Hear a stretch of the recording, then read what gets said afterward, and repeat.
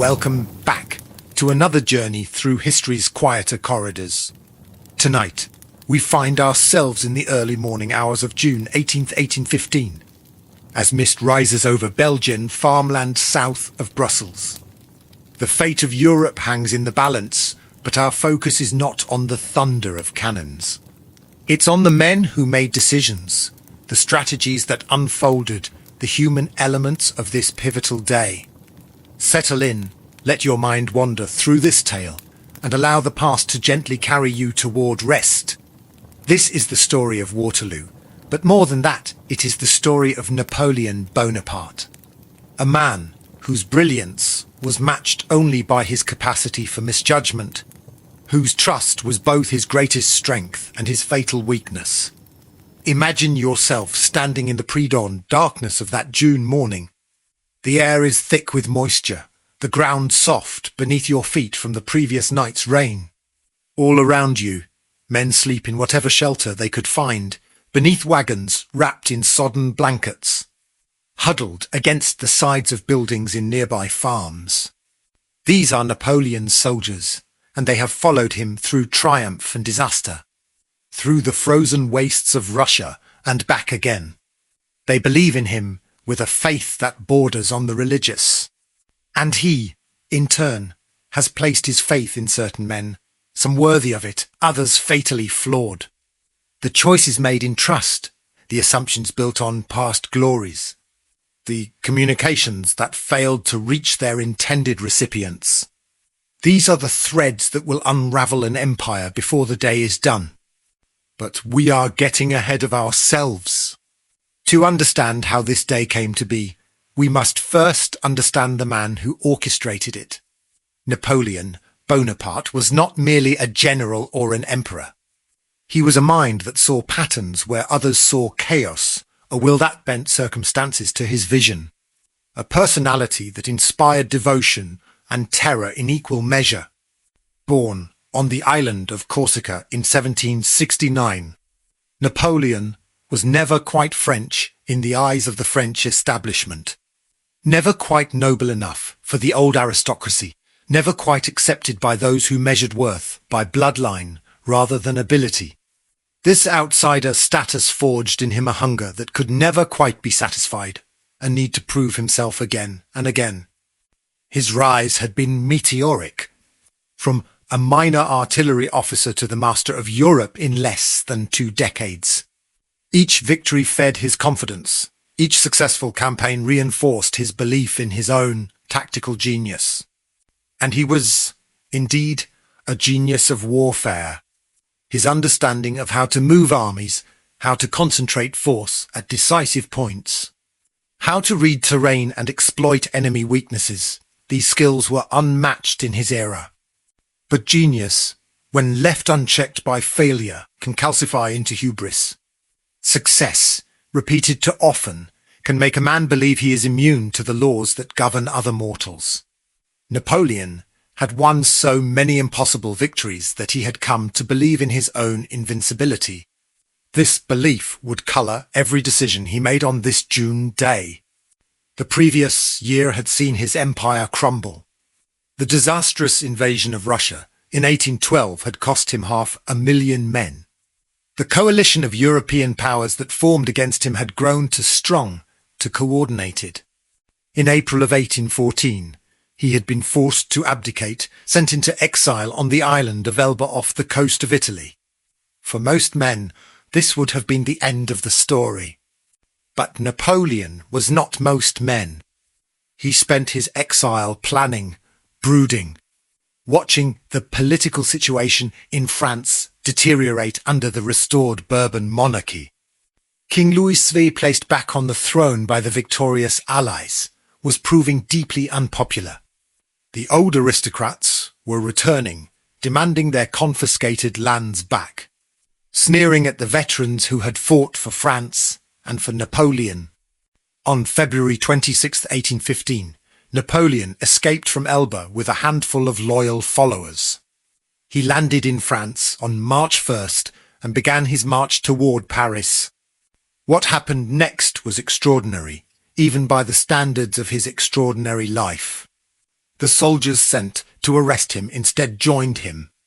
Town after town opened their gates to welcome him. The veterans rallied to his standard. It was as if France itself had been waiting for his return.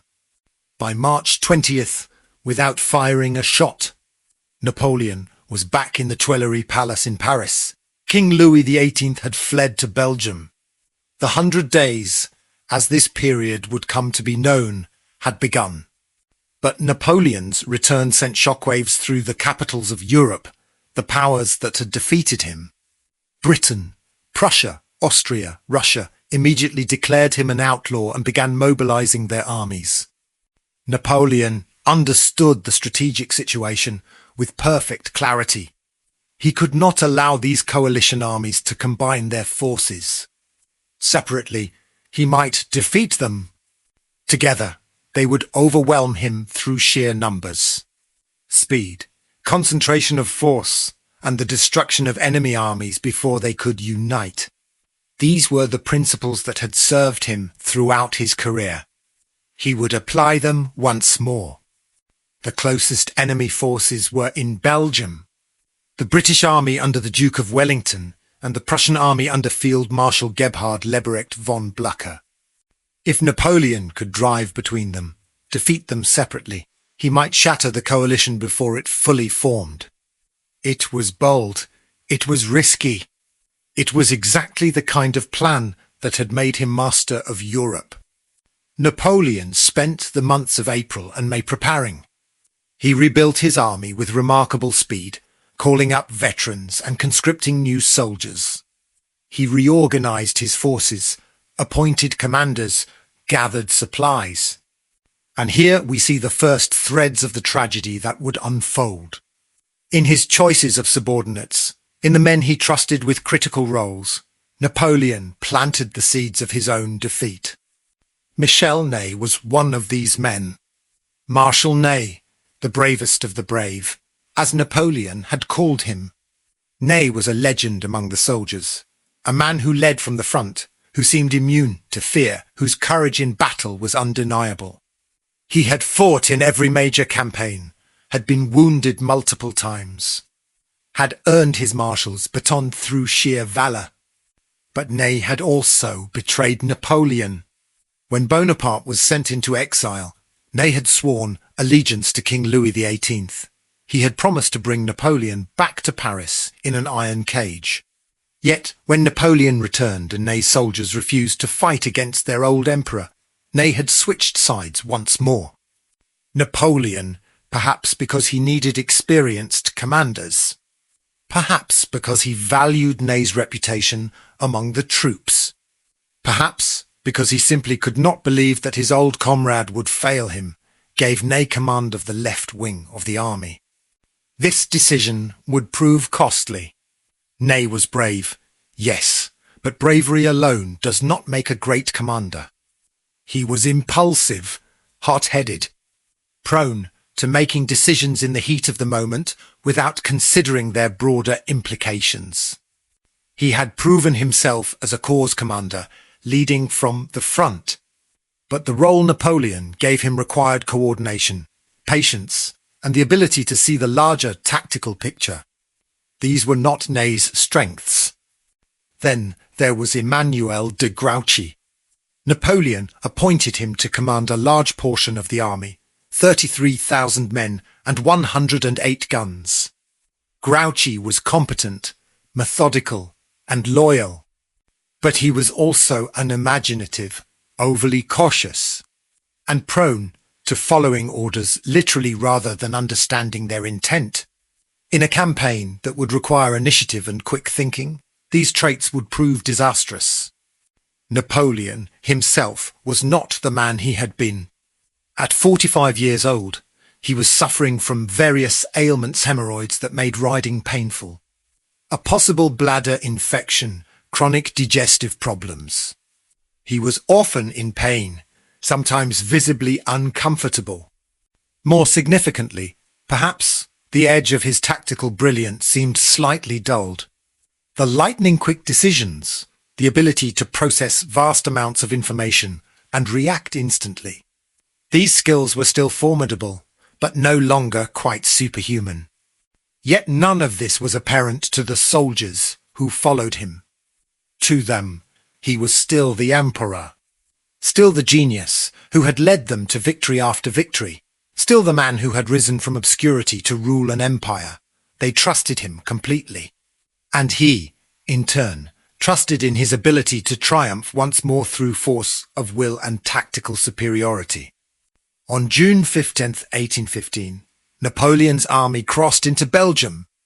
The campaign that would end at Waterloo had begun.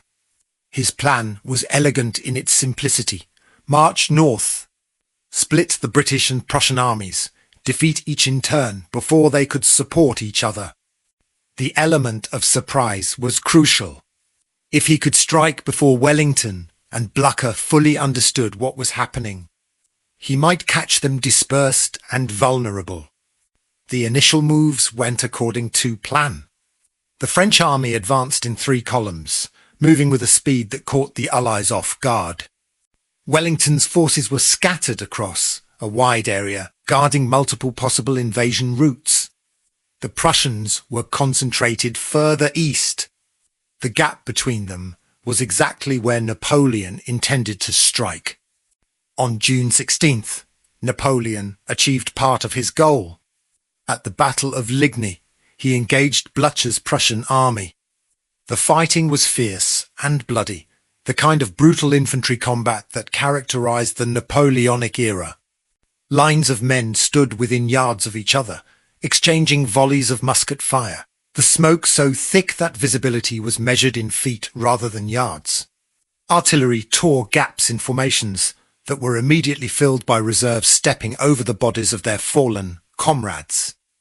Blücher, 73 years old and still personally leading charges, had his horse shot out from under him. He was trapped beneath the dead animal as French cavalry thundered past, somehow escaping notice in the chaos and smoke. Eventually pulled free by his own men, bruised and battered, he refused to abandon the field. The Prussians fought with the stubborn courage that characterized their army, but by evening they were forced to retreat. Napoleon believed he had delivered a decisive blow. The Prussians were retreating eastward, at least that's what his reports suggested. In reality, Blücher was falling back northward, toward Wavre, maintaining the possibility of linking up with Wellington. This misunderstanding of the Prussian line of retreat would prove crucial. Napoleon's mental map of the battlefield, usually so accurate, contained a fatal error. Meanwhile, that same day, Marshal Ney was engaged at Cottebras, a crossroads to the west where Wellington had concentrated some of his forces. The battle seesawed back and forth throughout the day. Ney attacked with his characteristic aggression, but the British infantry formed their squares, a formation nearly impervious to cavalry, and held their ground. The fighting was intense but inconclusive. Here we see the first major failure of coordination. Napoleon had sent orders to Ney to take Cottebras and then march to support the attack on the Prussians at Ligny, a cause under the command of Count d'Erlon. Positioned between the 2 battles, received contradictory orders. First from Ney, telling him to support the attack at Cottebras, then from Napoleon, ordering him to Ligny. Then again from Ney, countermanding Napoleon's order. d'Erlon spent the day marching back and forth between the 2 battlefields, his 15,000 men arriving at neither in time to affect the outcome. The sound of his approach actually caused panic in one French formation at Ligny, who mistook his forces for an enemy flanking attack. This comedy of errors, born of unclear command structures and poor communication, cost Napoleon the decisive victory he sought. Imagine the frustration of d'Erlon, marching his men first one direction, then another, hearing the sounds of battle on both horizons, knowing his troops were desperately needed but unable to determine where. Imagine the soldiers themselves, exhausted from marching, confused by the conflicting orders, arriving at neither battlefield in time to matter. This was not the French army at its best. This was an army whose coordination had begun to fray. By the evening of June 16th, Napoleon had technically won. At Ligny the Prussians had retreated. But he had not destroyed them. Blücher's army remained intact, capable of fighting again. And at Quatre-Bras, Wellington had held his ground. The campaign that was supposed to split and destroy the Allied armies had instead resulted in inconclusive battles and a massive failure of coordination. The next day, June 17th, was largely consumed by rain. A summer storm drenched the region, turning roads into rivers of mud, making movement difficult and visibility poor. Wellington, recognizing that the Prussians had retreated and his position at Quatre-Bras was now exposed, pulled his forces back northward. He took up a defensive position along a ridge near the village of Waterloo, just south of Brussels. Napoleon pursued, but the pursuit was sluggish. The rain had slowed everything to a crawl. More critically, Napoleon had dispatched Marshal Grouchy with a third of the army to pursue the Prussians and prevent them from joining Wellington. This decision, like so many others in this campaign, seemed sound in theory but would prove disastrous in practice. Grouchy, with his 33,000 men, marched off in search of an enemy whose exact location was unknown. He moved methodically, cautiously, following his orders to the letter but showing no initiative. Even when his subordinates could hear the sounds of cannon fire from the direction of Waterloo on the morning of the 18th.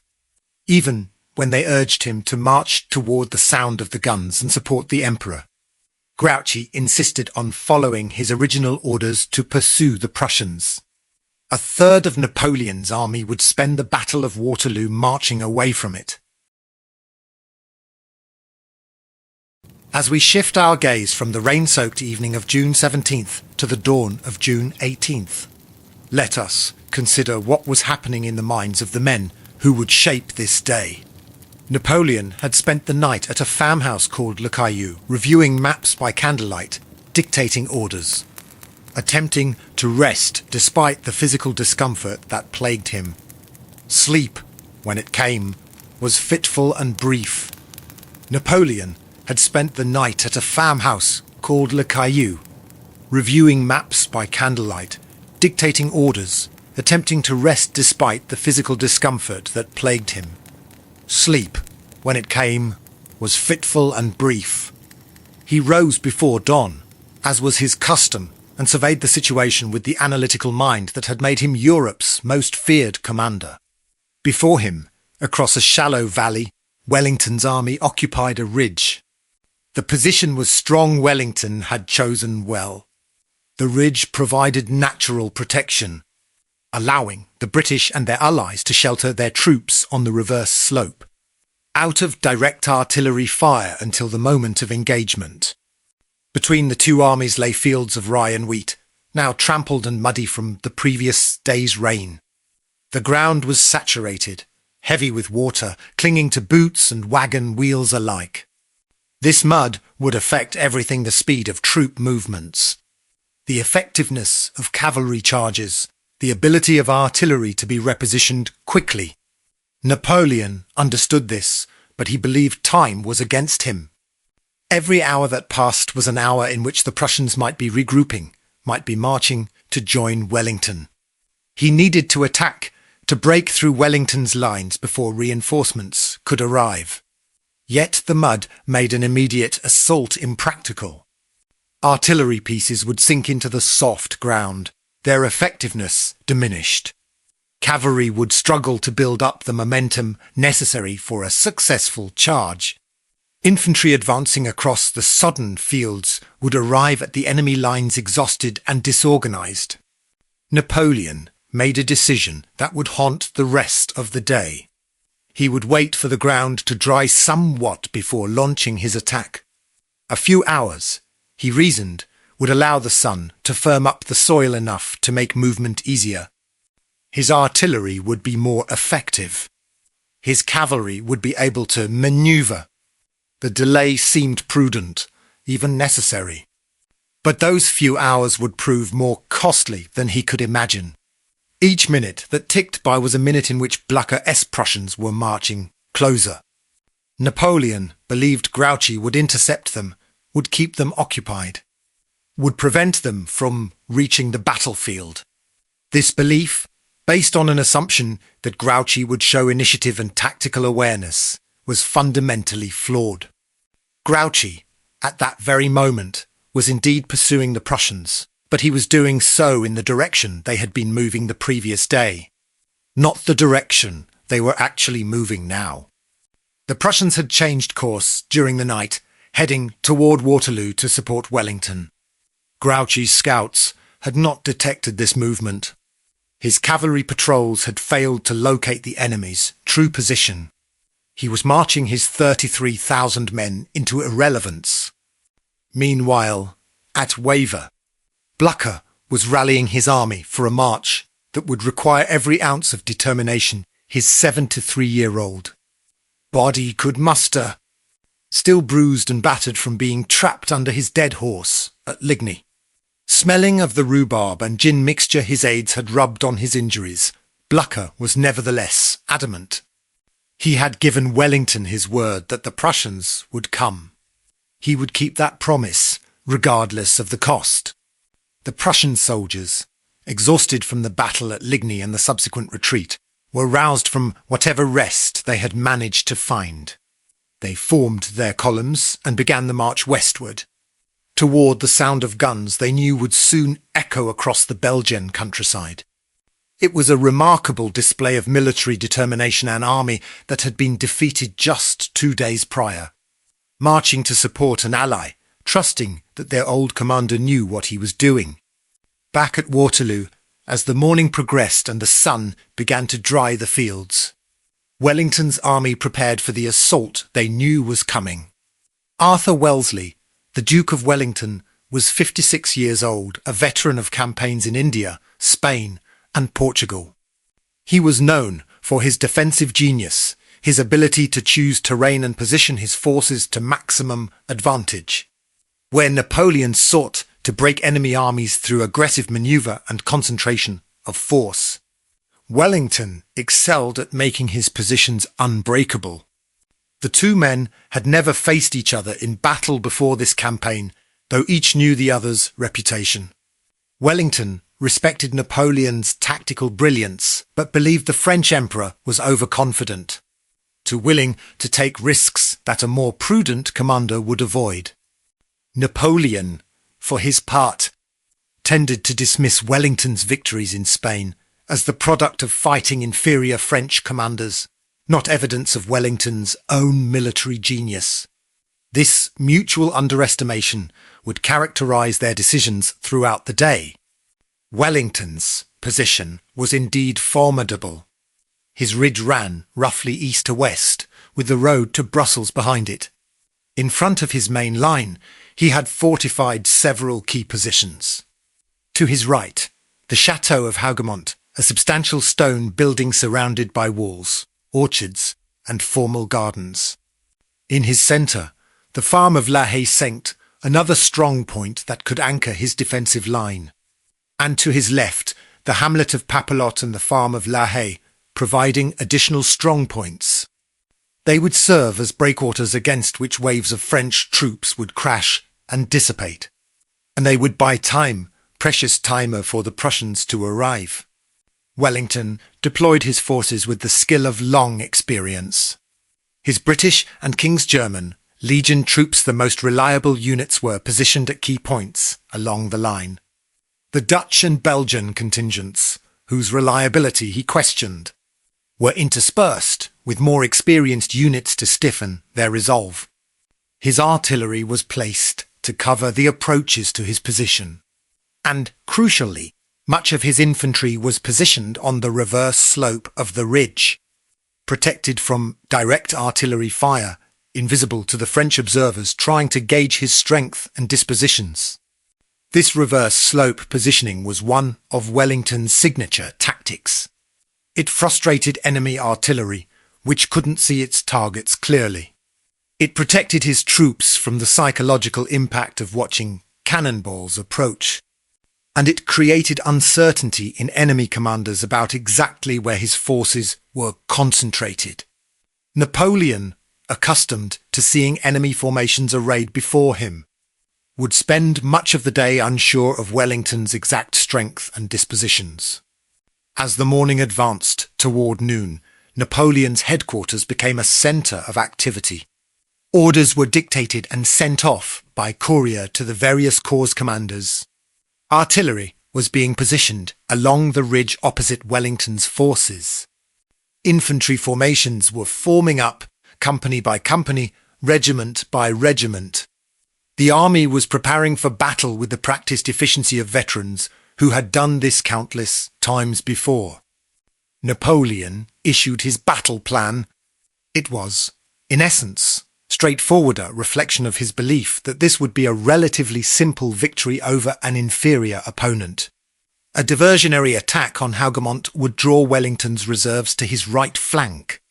Then, a massive infantry assault on Wellington's centre and left would break through the line.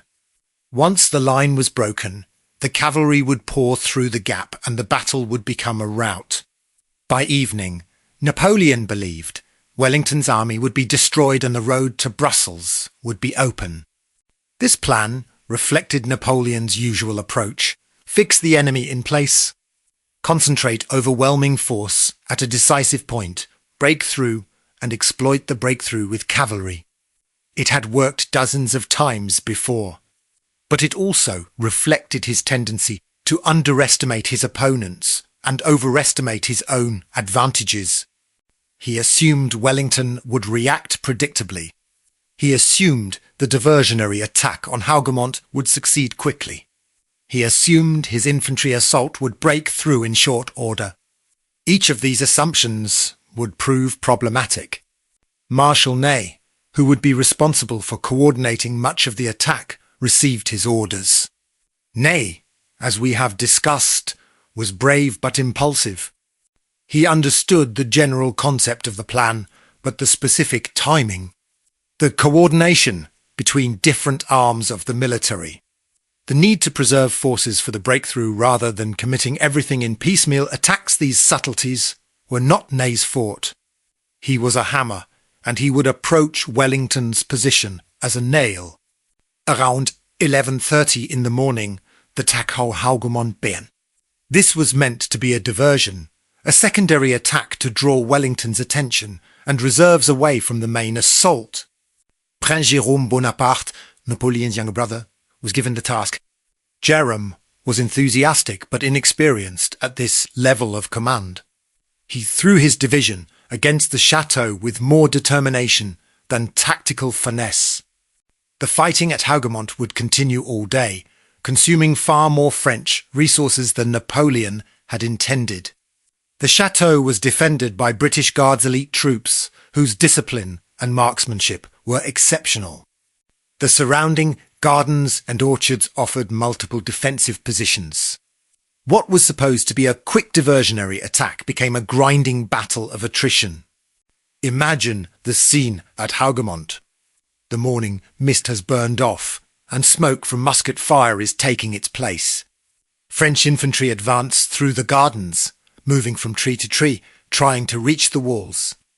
British defenders fire from windows and from behind walls, each shot carefully aimed. The crack of muskets is constant, overlaid with the occasional boom of artillery. Men fall, and others take their places, and the chateau remains in British hands. Jérôme kept committing more troops to the attack, believing that just one more regiment, one more assault, would carry the position. This was exactly the opposite of what the diversionary attack was supposed to accomplish.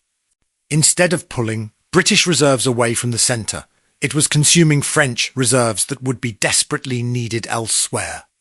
Napoleon, watching from his command post, could see what was happening, but seemed strangely reluctant to call off the attack or redirect those forces. Perhaps he believed Hougoumont would fall at any moment. Perhaps he was already distracted by reports of movement on his right flank movement that would soon be identified as the leading elements of Blücher's Prussian army. Perhaps his physical discomfort was affecting his judgment more than he would admit. Whatever the reason, the attack on Hougoumont continued, drawing in more and more French troops like a vortex that swallowed everything that came near it. By early afternoon, the situation was developing in ways Napoleon had not anticipated. Hougoumont was still in British hands despite hours of fighting. The Prussian advance guard was now visible on the eastern horizon, forcing Napoleon to detach troops to guard his right flank. And Wellington's main line remained intact, waiting with the patience of a spider in its web for the French to commit their forces. The stage was set for the great infantry assault that would come next, an assault that would test the courage and discipline of thousands of men. An assault that would either break Wellington's line or shatter itself against it. As the French columns formed up for their march across the valley, the soldiers checked their muskets, adjusted their packs, and prepared themselves mentally for what was to come. They had done this before, many times. They trusted their emperor. They believed in victory. But belief, as the day would demonstrate, was not always enough. The muddy morning had given way to an afternoon that would see some of the most intense fighting of the Napoleonic Wars. Fighting that would determine not just the outcome of a single battle, but the fate of Europe for generations to come. Let us now turn our attention to the early afternoon, when Napoleon prepared to unleash what he believed would be the decisive blow against Wellington's position. The time was approaching 1 o'clock, and the ground had dried enough for so Napoleon judged to begin the main assault. The diversionary attack on Hougoumont continued to rage, consuming men and resources, but Napoleon's focus now shifted to the centre-left of Wellington's line. The plan called for a massive artillery bombardment to soften up Wellington's defences, followed by a grand infantry assault. Napoleon ordered the assembly of what would become known as the Grand Battery, 80 guns positioned along a front of about 1,400 yards. This concentration of artillery was meant to demonstrate one of Napoleon's core tactical principles: overwhelming firepower concentrated at the decisive point. The guns were wheeled into position, their crews working with the practiced efficiency of men who had served these weapons through countless battles. Each gun required a team of men to load, aim, and fire. The ammunition wagons were positioned nearby, ready to supply the steady consumption of powder and shot that a sustained bombardment would require. The artillerists checked their pieces, adjusted elevations, calculated distances to their targets on the ridge opposite. At approximately 1 o'clock, the Grand Battery opened fire. The sound was immense, a rolling thunder that could be heard for miles. 80 cannon firing in a sustained barrage created a wall of noise that made conversation impossible, that vibrated in the chests of men standing nearby, that announced to everyone within hearing that a great battle was fully joined. The cannonballs arced across the valley, trailing smoke, and crashed into Wellington's position. Or rather, they crashed into where Wellington's position appeared to be. Remember that Wellington had positioned much of his infantry on the reverse slope of the ridge, protected from direct observation and from the worst effects of artillery fire. The Grand Battery, firing at targets it could not clearly see, was less effective than Napoleon had hoped. Some shots found their marks. Infantry formations caught in the open suffered terribly as solid shot tore through their ranks. Artillery crews on the British side were targeted and suppressed. The noise and smoke created chaos and fear. But the majority of Wellington's infantry, sheltered on the reverse slope, waited in relative safety, enduring the bombardment with the stoic patience that characterized British regulars. The psychological effect was significant nonetheless. Imagine yourself as a soldier in Wellington's army, lying on the ground behind the crest of the ridge. listening to the screaming passage of cannonballs overhead, feeling the earth shake with each impact, hearing the occasional cry of a man struck down. The temptation to break, to run, to flee from this mechanical violence would be overwhelming, yet discipline held. Officers walked among their men, speaking words of encouragement, projecting calm, even if they felt none. The soldiers held their positions and waited. After perhaps 30 minutes of bombardment, the French infantry began their advance. This was d'Erlon's corps, 16,000 men formed into four massive columns. Count Jean-Baptiste d'Erlon, the same officer who had spent June 16th marching uselessly between two battlefields, now had his chance to redeem himself. His orders were clear: advance across the valley, break through Wellington's centre-left, and open the route to Brussels. The columns began to move forward, drums beating the rhythm of the advance. Officers calling out encouragement, standards held high. From a distance, it must have been an impressive sight, thousands of men moving in unison. Bayonets glinting in the afternoon sun, a seemingly unstoppable mass of humanity bearing down on the enemy position. But there were problems with this formation from the outset. The columns were too deep and too narrow. This formation made sense for moving rapidly or for breaking through a weak point, but it presented a limited frontage for engaging the enemy. Only the soldiers in the front ranks could actually use their weapons. The men behind them were essentially just weight, adding mass but not firepower. More critically, these dense columns presented excellent targets for defensive fire. A cannon firing into a column could kill or wound dozens of men with a single shot. Infantry firing volleys into a column's flank could inflict devastating casualties. The formation made the advancing soldiers feel powerful. They were part of a massive, seemingly irresistible force, but it actually made them vulnerable. As the columns descended into the valley and began climbing the opposite slope toward Wellington's line, they came under fire. First from the British artillery, which had survived the French bombardment, and now began firing into the advancing masses. The gunners, loaded with case shot, essentially large shotgun shells filled with metal balls that scattered on firing, each blast cutting swaths through the packed ranks.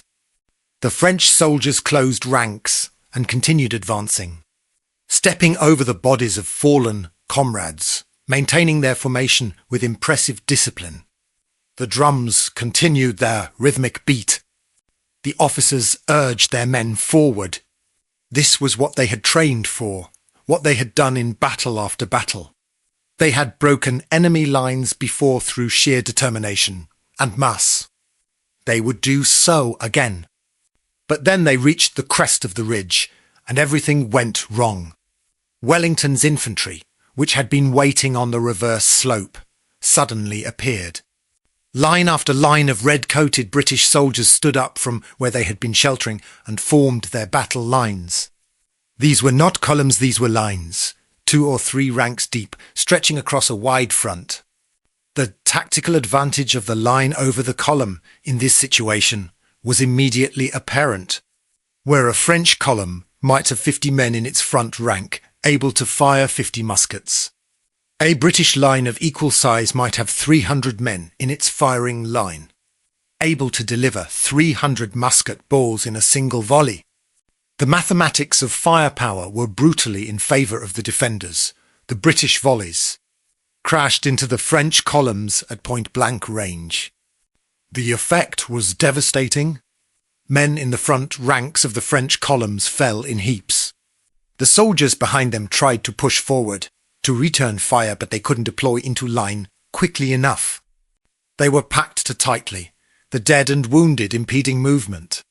Officers trying to give orders that couldn't be heard over the roar of musket fire. And then, as the French columns reeled from the volleys, Wellington committed his cavalry. British heavy cavalry, the Household Brigade and the Union Brigade, had been waiting behind the infantry, out of sight. Now they thundered forward, their horses fresh, their sabres drawn, their momentum carrying them into the disrupted French formations. Cavalry against infantry in good order, formed in squares, was usually a losing proposition for the cavalry. But cavalry against infantry already disrupted by musket fire, their formations broken, their cohesion shattered. This was what cavalry was meant to do. The horsemen crashed into the French columns like a hammer striking glass. The French infantry, already suffering massive casualties and barely maintaining their cohesion, broke. Men threw down their weapons and ran. Others tried to surrender. Some formed small knots of resistance and fought to the end. But the assault, the grand assault that was supposed to break Wellington's line, had instead been shattered against it. The British cavalry, flush with success and perhaps lacking in discipline, pursued too far. This was a common problem with cavalry charges once the blood was up.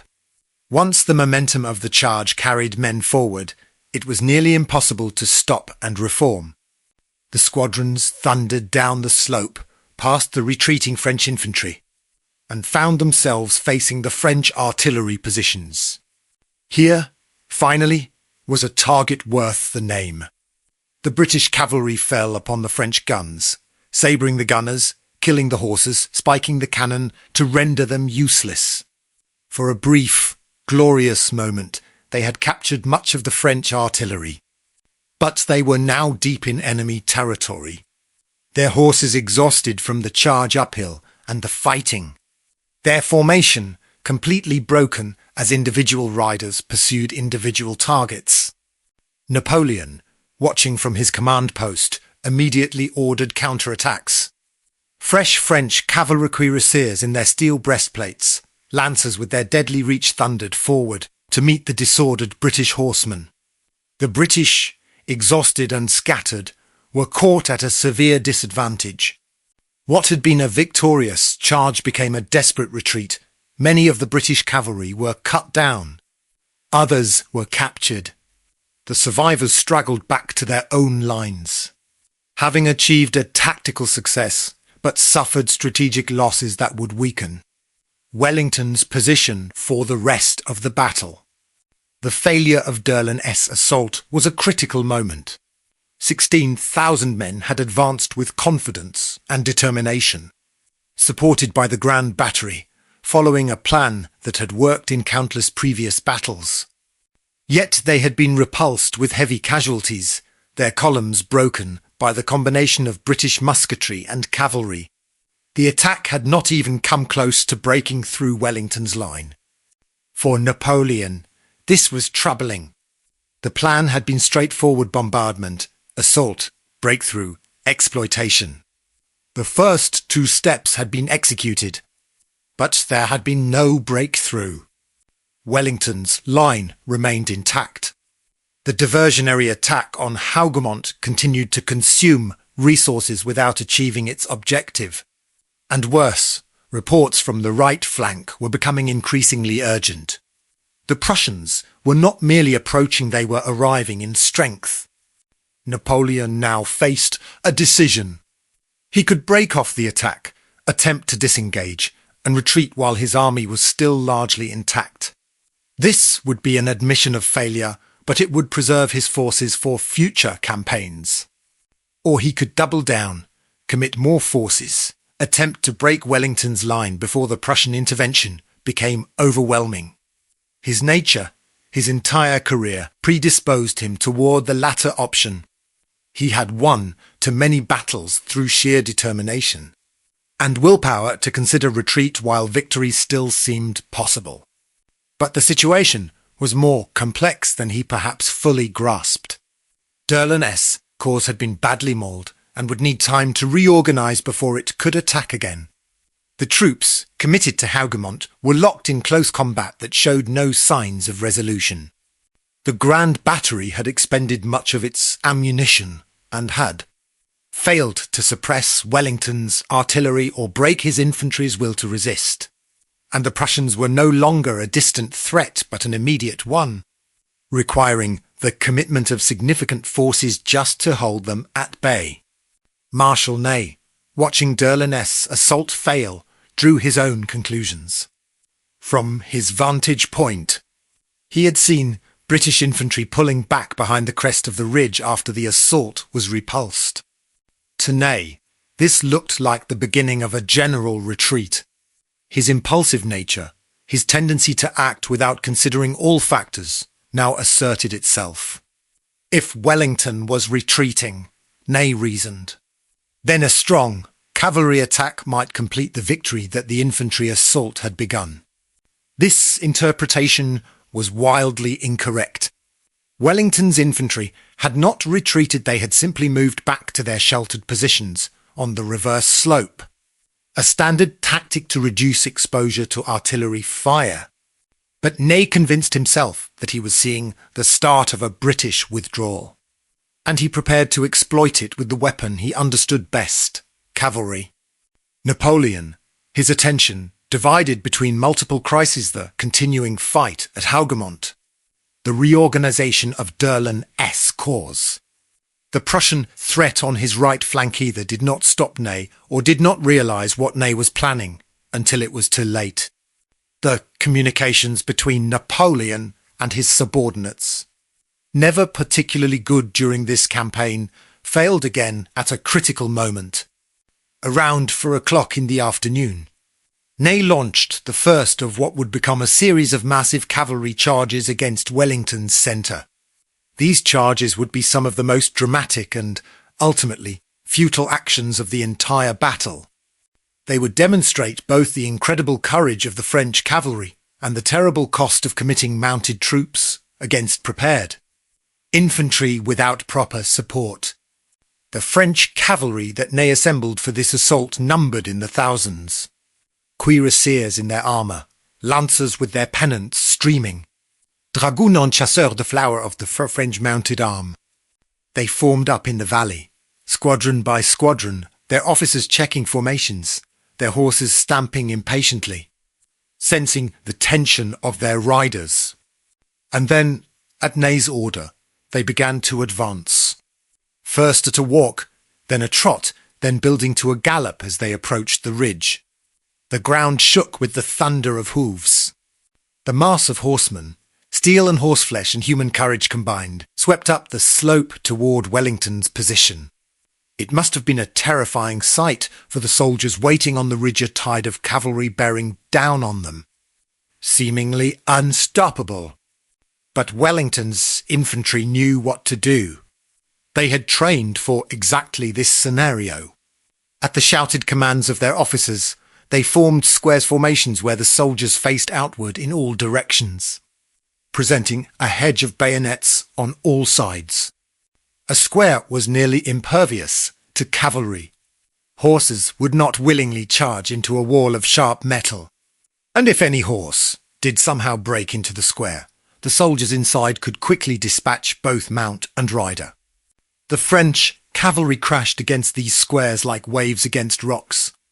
They rode around them, looking for gaps, for any weakness in the formation. Officers tried to lead their men into the squares at the corners, where the formation was potentially vulnerable. Some horsemen dismounted and tried to fire their pistols or carbines into the squares, though this exposed them to return fire from the infantry. The British and Allied infantry, standing in their squares, maintained their discipline with remarkable steadiness. The outer ranks kept their bayonets presented, deterring the horses. The inner ranks loaded and fired, shooting down cavalrymen who came too close. The squares held, one after another, each one a small fortress of human courage and training. As the first wave of French cavalry exhausted itself against Wellington's squares, pulling back to reform, we must pause to consider what was happening in the mind of Marshal Ney.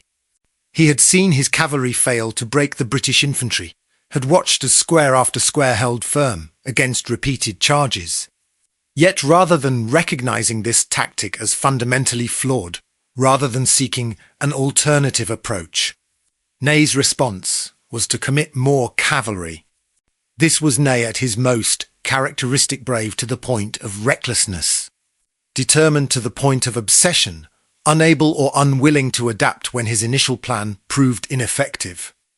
He had convinced himself that Wellington was retreating that one more charge, one more wave of horsemen, would break the British will and complete the victory. Each failed charge only reinforced his determination to try again, with more force. Napoleon, watching from his command post, could see what was happening. He could see the cavalry charges failing, could see his precious mounted reserve being consumed in futile attacks against infantry squares. Yet he did not countermand Ney's orders. Perhaps he believed Ney would eventually succeed. Perhaps he was too distracted by the growing Prussian threat on his right flank. Perhaps, and this is the darker possibility, he had begun to lose the clarity of tactical vision that had made him the master of European battlefields. The cavalry charges continued, wave after wave. Between charges, the French horsemen would pull back to the valley, reform their squadrons, and prepare for another attempt. The horses were becoming exhausted, foam dripping from their mouths, their flanks heaving. The men were exhausted too, drained by the physical exertion and the psychological toll of repeated exposure to danger without achieving any tangible success. Meanwhile, Wellington's infantry maintained their squares with admirable discipline. Standing in square was not comfortable. The men were packed tightly together, unable to move freely, forced to watch as cavalry circled around them, looking for any opening. The squares were also vulnerable to artillery fire, as the dense formations provided excellent targets. But Wellington had positioned his artillery between the squares, and the British gunners inflicted terrible casualties on the French cavalry. Here we see a fundamental flaw in Ney's approach. Cavalry attacking prepared infantry needed support either from infantry of their own to threaten the squares and force them to break formation, or from artillery to weaken the squares before the cavalry struck. Ney provided neither. He sent his cavalry forward alone. Again and again, and again and again they were repulsed. The British artillery crews developed a brutal but effective tactic. They would fire at the approaching cavalry until the last possible moment, then abandon their guns and run to the safety of the nearest infantry square. The French cavalry would sweep over the abandoned guns, unable to spike them or drag them away due to lack of time and tools. Then, when the cavalry retreated, the British gunners would run back to their pieces and resume firing. This happened repeatedly throughout the afternoon. Imagine yourself as one of these artillery crew members. You stand by your gun, loading and firing as rapidly as possible as thousands of enemy cavalry thunder toward you. The moment of deciding when to abandon your position requires nerves of steel. Leave too early and you waste precious shots. Leave too late and the cavalry will cut you down before you reach safety. Yet these crews performed this dangerous dance again and again, inflicting terrible casualties on the French cavalry while somehow surviving themselves. The French horsemen, for their part, demonstrated extraordinary courage. To charge repeatedly into a situation where you have already seen your comrades fail and die, where every instinct screams at you to turn back, requires a level of bravery that borders on the superhuman. Many of these cavalrymen were veterans, men who had served through numerous campaigns, who knew full well how slim their chances of success were. Yet they charged anyway, because their marshal ordered it, because their emperor expected it, because to refuse would be unthinkable. Some of the cavalry did manage to break into squares that had been weakened by artillery fire or that had wavered momentarily in their discipline. When this happened, the result was a brief, desperate melee. The infantrymen would stab upward with their bayonets at the riders and horses. The cavalrymen would slash downward with their sabres. These struggles were bitter and personal, fought at arm's length, decided by strength and luck as much as skill. But even when a square was broken, the cavalry lacked the infantry support necessary to exploit the breakthrough. The soldiers from the broken square would flee to nearby squares or simply scatter and reform elsewhere. The cavalry, unable to hold ground, would eventually be forced to retreat. Ground gained in these brief moments of success was always lost again. As the afternoon wore on, the character of the cavalry charges began to change. The early charges had been organized, with squadrons maintaining formation, officers directing their men towards specific objectives. The later charges became more desperate, more chaotic. Formations broke down. Individual riders or small groups attacked wherever they saw an opportunity. The battle on Wellington's Ridge became a confused melee, with French cavalry swirling around British squares in a scene that must have appeared almost medieval in its character. Wellington himself moved among his squares, exposing himself to danger with the same calm demeanour he had shown throughout his military career. His presence steadied his troops, gave them confidence that their commander knew what he was doing. He timed his movements carefully, dashing from one square to another between cavalry charges, conferring with his officers, adjusting his dispositions to meet each new threat. At one point, Wellington took refuge in a square formed by his guards, the elite infantry of the British Army. The French cavalry surrounded this square, trying desperately to break it, knowing that Wellington himself was inside. But the guards held firm, their discipline unshakable, and the cavalry eventually had to withdraw. Wellington emerged unscathed, as he would throughout the entire battle, despite repeatedly exposing himself to danger. Back at Napoleon's command post, the situation was becoming increasingly dire. The Prussians were arriving in significant numbers on the French right flank. General Lobau's corps and elements of the Young Guard had been detached to hold them off, but these were troops that Napoleon desperately needed for the attack on Wellington. Every man sent to face the Prussians was a man who could not be used to break Wellington's line. Moreover, the continued fighting at Hougoumont was consuming more and more French resources. What should have been a brief diversionary attack had become a battle within a battle, a grinding struggle that showed no sign of resolution. Thousands of French soldiers were committed to capturing a chateau that had no real strategic value beyond its role in drawing British reserves away from the centre, a role it had failed to fulfil. Napoleon sent orders to secure La Haye-Sainte, the fortified farm in the centre of Wellington's position. If the French could capture this strong point, they would have a foothold in the middle of Wellington's line from which to launch further attacks. The farm was held by German troops in British service, the King's German Legion men known for their skill and determination. The attacks on La Haye-Sainte began around the same time as Ney's cavalry charges. French infantry advanced on the farm through the orchard and garden that surrounded it, seeking to get close enough to break in through the doors or windows. The defenders fired from loopholes and windows, each shot carefully aimed, making the attackers pay dearly for every yard of ground. The farm buildings provided excellent cover for the defenders, but also limited their fields of fire. The attackers could approach using cover, then rush the buildings in small groups, trying to find a way in. The fighting was close and personal, often hand-to-hand when French soldiers managed to reach the doors or walls. The garrison of La Haye-Sainte fought with desperate courage, knowing that if they were overrun, Wellington's centre would be compromised. They were running low on ammunition, a critical shortage that would eventually prove decisive. Messages were sent back to Wellington's headquarters requesting resupply, but in the chaos of battle, these requests were not fulfilled. The defenders were left to ration their remaining cartridges, making every shot count.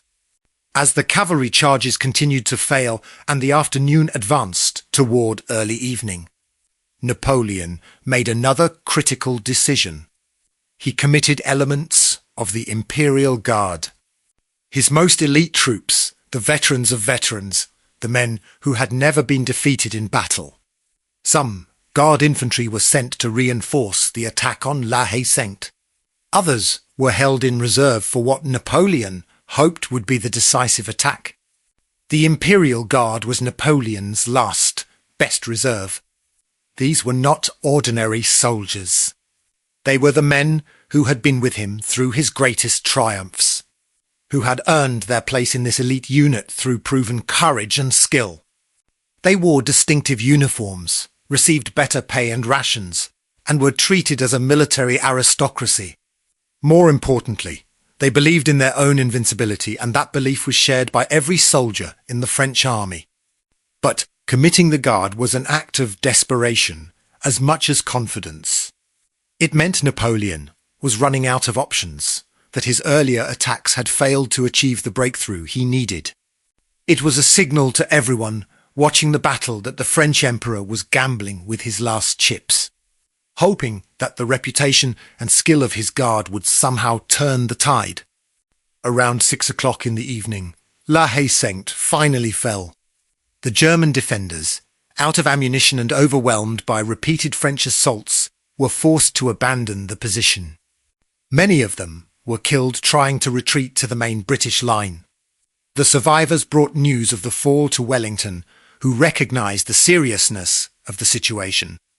The French now held a position in the center of his line. French artillery was quickly brought forward to La Haye-Saint, and from this advanced position, the guns began firing at point-blank range into Wellington's centre. The British infantry, now exposed to fire from close range, suffered terrible casualties. Some units began to waver. The line that had held all afternoon was finally beginning to crack. For a brief moment, it seemed as though Napoleon's persistence might pay off. If he could exploit the capture of La Haye-Saint, if he could push reserves through this gap in Wellington's line, the battle might still be won. But the moment passed.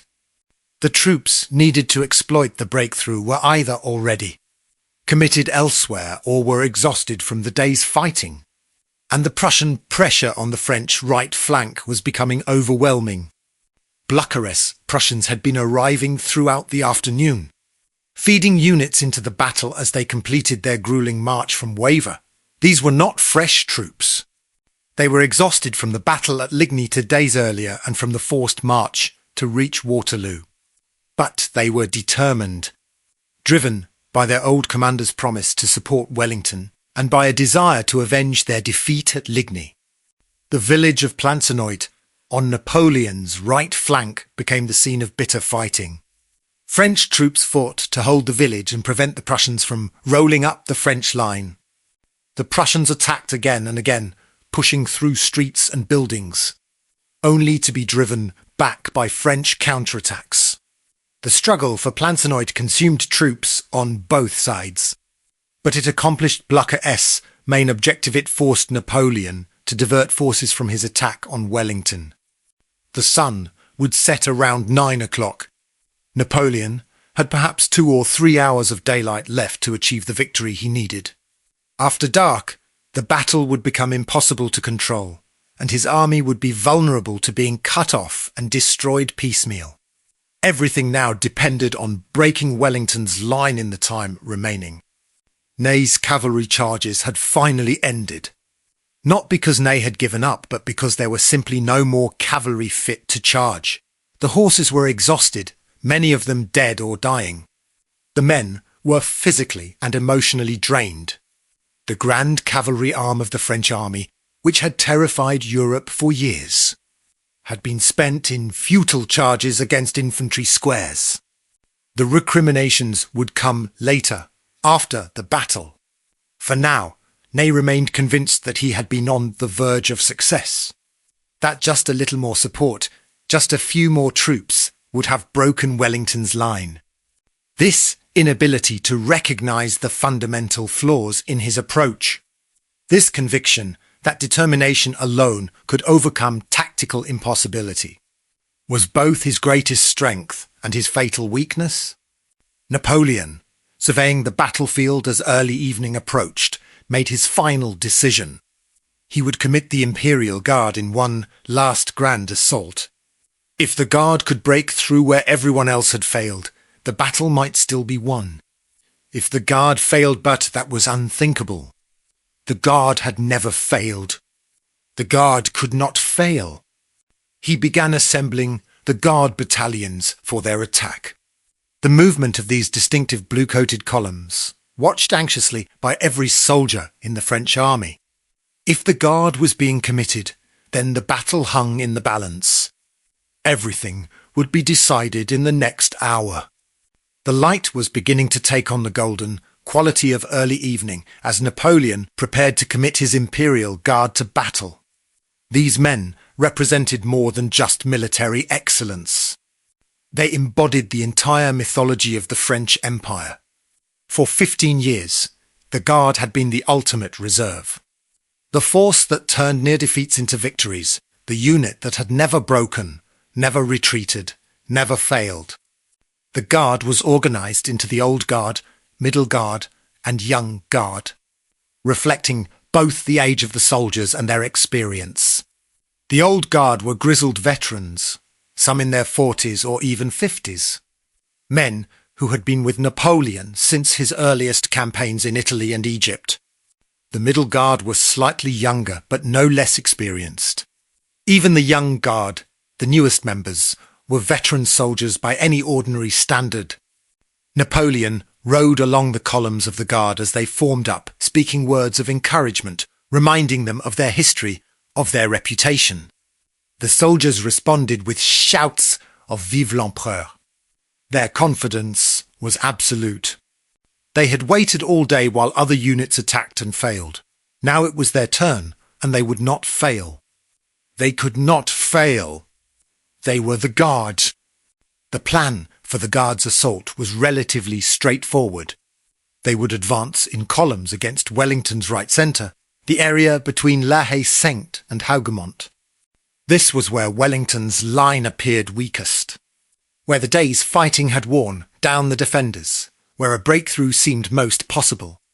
The Guard would march up the slope, brush aside whatever resistance they encountered, and split Wellington's army in two.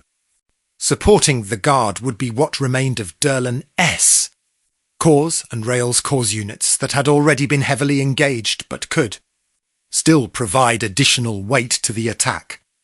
Artillery would prepare the way, and once the breakthrough was achieved, cavalry would exploit it. This was Napoleon's last chance, and he was committing everything to it. Around 7 o'clock in the evening, the Guard began its advance. The columns moved forward with parade ground precision, drums beating the powdered charge, the distinctive rhythm that had preceded so many French victories. The sight of the Guard advancing would have struck fear into any enemy who understood what these troops represented. They had broken the finest armies in Europe. They had never tasted defeat. But as the Guard columns moved up the slope toward Wellington's position, they were advancing into a situation that was fundamentally different from their previous battles. Wellington knew they were coming. He could hardly miss the distinctive uniforms and the deliberate nature of their advance. He had time to prepare his response, to position his best troops where the Guard would strike, to mass his artillery to cover the approaches. Moreover, the Guard was advancing over ground that had already seen hours of fighting. The slope was littered with the dead and wounded from earlier attacks. The grass was trampled, the earth torn by artillery and thousands of boots. The smoke from burning buildings and discharged weapons hung in the air, limiting visibility. This was not the clean battlefield of the morning, but a landscape already shaped by violence. Wellington positioned his guards, the British Guards, his own elite infantry, to receive the French attack. These men were the cream of the British army, just as the Imperial Guard was the elite of the French. They had watched the failed French attacks all day with professional interest, noting the mistakes, preparing themselves for the moment when they would be called upon to hold the line. That moment had come. The French Guard advanced with their characteristic confidence. Bayonets fixed, maintaining formation despite the increasingly heavy fire they encountered. British artillery, which had been conserving ammunition, now fired case shot and canister into the advancing columns. Each blast tore holes in the ranks that were immediately filled by the men behind, the formations compressing as they absorbed casualties. As the Guard neared the crest of the ridge, Wellington's infantry, which had been lying down or standing just behind the crest, suddenly rose and moved forward. The range closed to perhaps 50 yards, close enough to see individual faces, close enough to make every shot count. And then, at the command of their officers, the British Guards fired their first volley. The effect was devastating. The front ranks of the Imperial Guard columns seemed to dissolve in the storm of lead. Men fell in heaps, the carefully maintained formations disrupted. But these were the Imperial Guard, and they did not break. They returned fire, their own muskets crackling out in response. The smoke became so thick that the combatants could barely see each other, firing into the white fog in front of them, reloading by feel and training. The firefight continued at close range, both sides loading and firing as rapidly as possible. The casualties on both sides were terrible. Men fell wounded and were trampled by those behind them. Officers were targeted and shot down. The noise was overwhelming, the crash of musketry, the screams of wounded men, the shouted orders that could barely be heard over the din. And then the British Guards charged. They came out of the smoke with bayonets levelled, screaming as they came, throwing themselves at the Imperial Guard columns. The fighting became hand-to-hand, brutal and personal. Bayonets thrust and parried. Men clubbed each other with musket butts. The battle had reduced itself to its most primitive level 2 groups of men, trying to kill each other at arm's length. For a few terrible minutes, the outcome hung in the balance. The Imperial Guard fought with desperate courage, knowing that their reputation, their entire identity as soldiers, rested on their ability to break through. The British Guards fought with equal determination, knowing that if they broke, Wellington's line would collapse. The struggle swayed back and forth, neither side able to gain a decisive advantage. And then, impossibly, the Imperial Guard began to fall back. It started as individuals stepping backward, trying to create space to reload or escape the bayonets. Then small groups began to withdraw, moving back down the slope. The withdrawal accelerated, became more general. Within minutes, the entire assault was retreating, the Imperial Guard columns pulling back in increasingly poor order. This was unprecedented. The Imperial Guard did not retreat.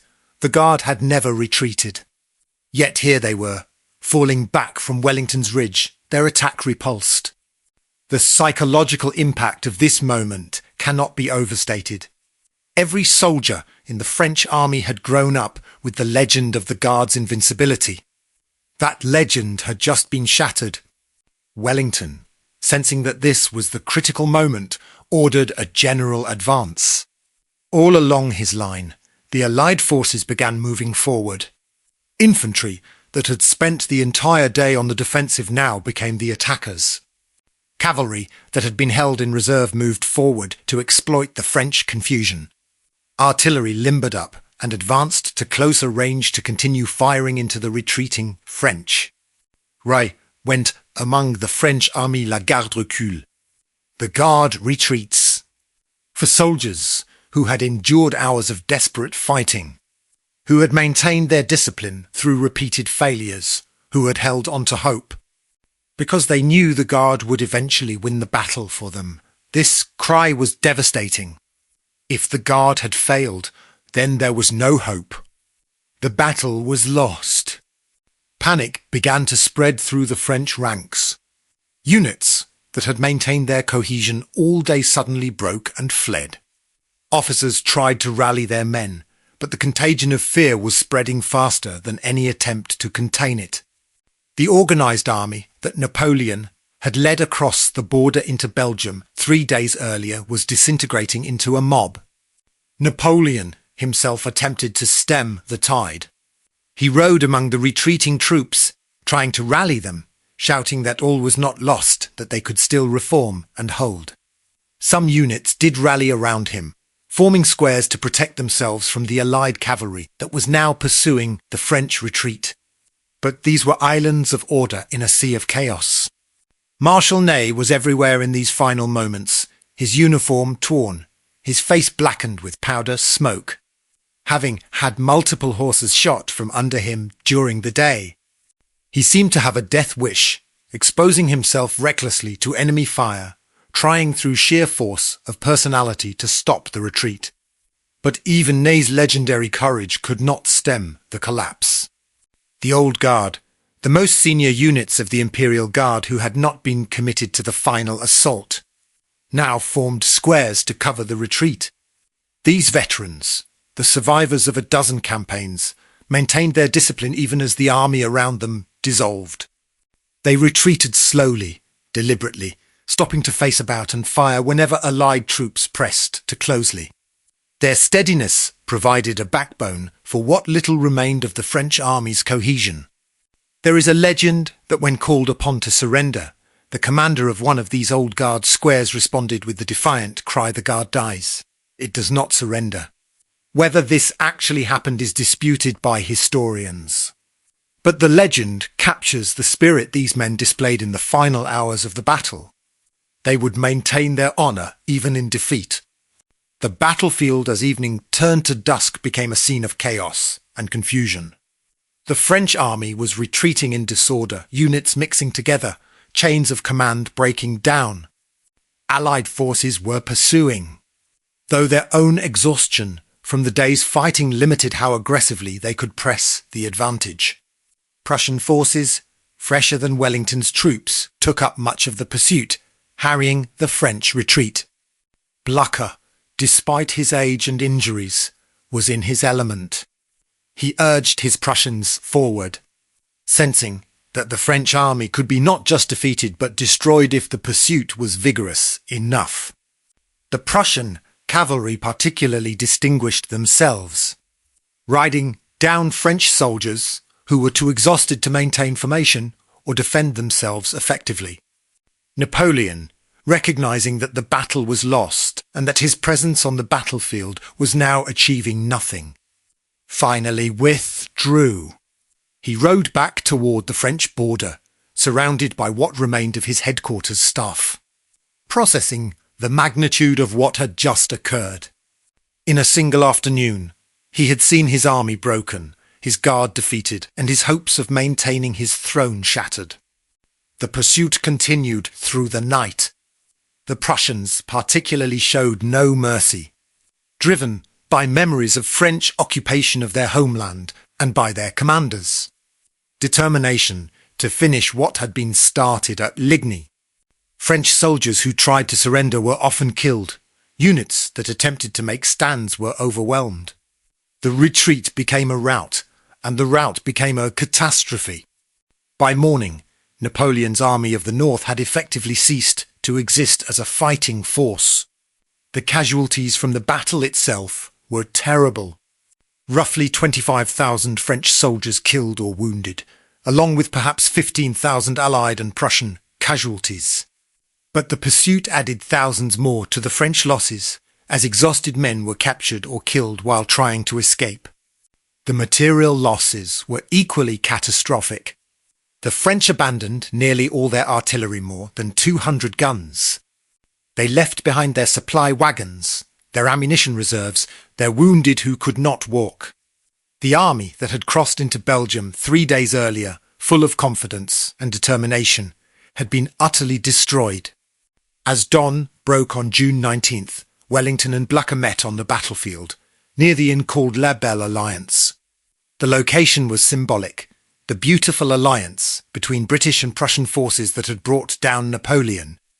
They shook hands, exhausted but victorious, knowing that the battle they had just fought would shape Europe's future for generations. Wellington surveyed the battlefield in the morning light and was reported to have wept at the sight of the dead and wounded carpeting the ground. He had won a great victory, but the cost had been terrible. The ridge where his army had stood was littered with British, Allied, and French dead lying intermingled, testimony to the fury of the fighting. Let us now turn our attention to the days that followed the battle. Days in which the magnitude of the disaster became fully apparent to Napoleon and to France. The immediate aftermath of Waterloo was a scene of almost incomprehensible suffering. The battlefield and the roads leading away from it were strewn with the dead and dying, both human and animal. The summer heat accelerated decomposition, and the smell became overwhelming. Local villagers, who had sheltered in their cellars during the battle, emerged to find their world transformed into a charnel house. Their fields were destroyed, their buildings damaged or burned, their livestock killed or scattered. And everywhere were the wounded, thousands upon thousands of men in desperate need of medical attention that did not exist in sufficient quantity. The medical capabilities of the era were primitive by modern standards. Surgery was performed without anesthesia, often consisting of amputation to prevent gangrene from setting in. The wounded who could walk or crawl sought shelter in any building that remained standing. Churches, barns, houses, all became makeshift hospitals where surgeons worked by candlelight. Their aprons soaked with blood, performing operation after operation until they collapsed from exhaustion.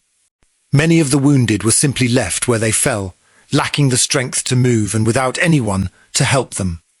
Some died from their wounds. Others died from exposure during the cool night that followed the battle. Still others were killed by looters who moved across the battlefield after dark, stripping bodies of anything valuable. Uniforms, boots, weapons, personal effects. This grim scavenging was a regular feature of Napoleonic battlefields, a reminder that warfare brought out both heroism and depravity in human nature. Wellington established his headquarters in the village of Waterloo, giving the battle the name by which history would remember it. He spent the days after the battle writing dispatches, organizing the pursuit of the French and attending to the wounded. His official dispatch to London announcing the victory was notably somber, focusing as much on the losses as on the success. He understood that this victory had been purchased at a terrible cost. Napoleon, meanwhile, was riding hard for Paris. The journey back to France was a nightmare of exhaustion and despair. He travelled through the night of June 18th and into the 19th, accompanied by a small group of staff officers and guards. Behind him, the remnants of his army struggled back toward the border in whatever order they could maintain. Some units had retained enough cohesion to retreat in formation, their officers maintaining discipline through force of will and training. These organized groups provided some protection for the mass of stragglers who had lost contact with their units. But the majority of the French soldiers were simply fleeing, throwing away their weapons and equipment to move faster, thinking only of escape and survival. The Prussians pursued relentlessly. Blücher, despite his 73 years and his injuries, drove his army forward with remarkable energy. He understood that this was the moment to destroy Napoleon's military power completely, to prevent the French emperor from rebuilding yet another army. The Prussian cavalry ranged far ahead of the main force, cutting down French stragglers and capturing artillery and supply wagons. Napoleon reached Paris on June 21st, just 3 days after the battle. He found the political situation there as catastrophic as his military position. The news of Waterloo had preceded him, and the government was in turmoil. The legislative chambers, never fully supportive of Napoleon's return from Elba, now openly questioned his ability to defend France. Calls for his abdication began almost immediately. Napoleon attempted to rally support, arguing that with time he could raise new armies, that all was not lost. But the political will to continue fighting had evaporated with the defeat at Waterloo. The legislators, the generals, even many of Napoleon's own ministers recognized that continuing the war would only result in more French deaths and possibly the partition of France itself by the victorious Allies. On June 22nd, just for days after Waterloo, Napoleon abdicated for the second time. He attempted to abdicate in favor of his son, Napoleon II, hoping to preserve the Bonaparte dynasty, even if he could not preserve his own rule. But this was a futile gesture. The Allied powers had already declared that they would not negotiate with any member of the Bonaparte family. The dynasty, like the emperor, was finished. Napoleon withdrew to Malmaison, the country house where he had lived with his first wife, Josephine, before their divorce. Josephine had died the previous year, and Napoleon spent his days at Malmaison in a strange limbo, waiting to see what the Allies would decide to do with him. He was now a man without a country, without an army, without a throne. A former emperor reduced to hoping for mercy from the very powers he had fought against for so many years. The provisional government that took power in France immediately began negotiations with the Allies. Their primary concern was to secure terms that would preserve France's territorial integrity and avoid harsh occupation. To achieve this, they needed to distance themselves from Napoleon as completely as possible. The fallen emperor became a political liability, someone to be handed over to the Allies as quickly as possible. Napoleon considered several options for his future.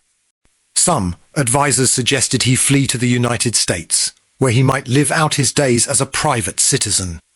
The romantic appeal of starting over in the new world had a certain attraction. Others suggested he surrender to the British, believing they would treat him more honourably than the Prussians or Austrians, who had more reason to hate him personally. On July 3, Napoleon left Malmaison as Prussian forces approached Paris. He travelled to Rochefort on the Atlantic coast, still uncertain about his next move. The British Navy had blockaded the port, making escape by sea nearly impossible. Napoleon spent 2 weeks at Rochefort, weighing his options, watching his possibilities narrow day by day. Finally, on July 15th, Napoleon made his decision. He would surrender to the British and throw himself on their mercy. He wrote a letter to the Prince Regent of Britain, appealing to British traditions of hospitality and fair treatment of defeated enemies. In the letter, he compared himself to Themistocles, the ancient Greek general who sought protection from his former enemies. It was a carefully crafted piece of rhetoric designed to appeal to British vanity and sense of honour. Napoleon boarded the HMS Bellerophon, a British ship of the line, on July 15, 1815. He was received with courtesy by the ship's captain, Frederick Maitland, and by the crew, many of whom were curious to meet the man who had been their enemy for so long. Napoleon spent his days aboard ship, being charming and conversational, winning over many of the British officers with his intelligence and apparent good nature. But while Napoleon was charming his captors, the British government was deciding his fate. There was never any serious consideration of allowing him to live in Britain as a private citizen. The risk that he might somehow escape and return to power was simply too great. Napoleon had already escaped from Elba once. The Allies were determined not to give him another opportunity. The decision was made to exile Napoleon to St. Helena, a remote island in the South Atlantic, thousands of miles from Europe. The island was small, isolated, and easily guarded.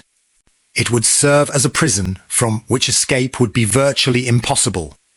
When Napoleon was informed of this decision, he protested vigorously, claiming that being sent to St. Helena was tantamount to a death sentence. His protests were ignored. On August 7, 1815, Napoleon was transferred to the HMS Northumberland for the voyage to St. Helena. He departed from British waters on that day, watching the coast of Europe fade into the distance, knowing he would never see it again. The journey to St. Helena took more than 2 months, a tedious voyage that gave Napoleon ample time to reflect on how completely his fortunes had fallen. As Napoleon sailed away from Europe, the Allied powers were remaking the continent's political map. The Congress of Vienna, which had been interrupted by Napoleon's return from Elba, resumed its work. The diplomats gathered in Vienna had a monumental task: to create a stable European order that could prevent another Napoleon from arising, while also balancing the competing interests of the victorious powers. France was treated with relative leniency, all things considered. The Bourbon monarchy was restored once again, with Louis XVIII returning to the throne for the second time. France lost some territories it had gained during the Revolutionary and Napoleonic periods, but it was not dismembered or severely punished. The Allied powers recognized that an overly harsh peace might create the conditions for future conflict. The 100 Days, as Napoleon's return from Elba came to be known, had lasted exactly 95 days from his landing in France on March 1st to his abdication on June 22nd. In those 3 months, he had rebuilt an army, fought a campaign, lost a decisive battle, and seen his empire finally and irrevocably destroyed. It was a period of intense drama compressed into an incredibly brief time span. For the soldiers who had followed Napoleon to Waterloo, the aftermath of the battle brought varied fates. Many of the wounded died in the days and weeks following the battle, victims of infection and inadequate medical care. Those who survived faced a long recovery, often with permanent disabilities. The mental wounds, what we would now recognize as post-traumatic stress, went unrecognized and untreated in that era. But they were no less real for being unnamed. The Imperial Guard, or what remained of it after Waterloo, was disbanded. These elite troops, who had never known defeat before June 18, 1815, were scattered across France, returning to civilian life or finding places in the restored Royal Army if they were lucky. Their distinctive uniforms were put away, their eagles and standards surrendered. The guard that had been the symbol of the empire disappeared along with the empire itself. Marshal Ney, the bravest of the brave, whose impulsive decisions had contributed so much to the disaster at Waterloo, faced a darker fate.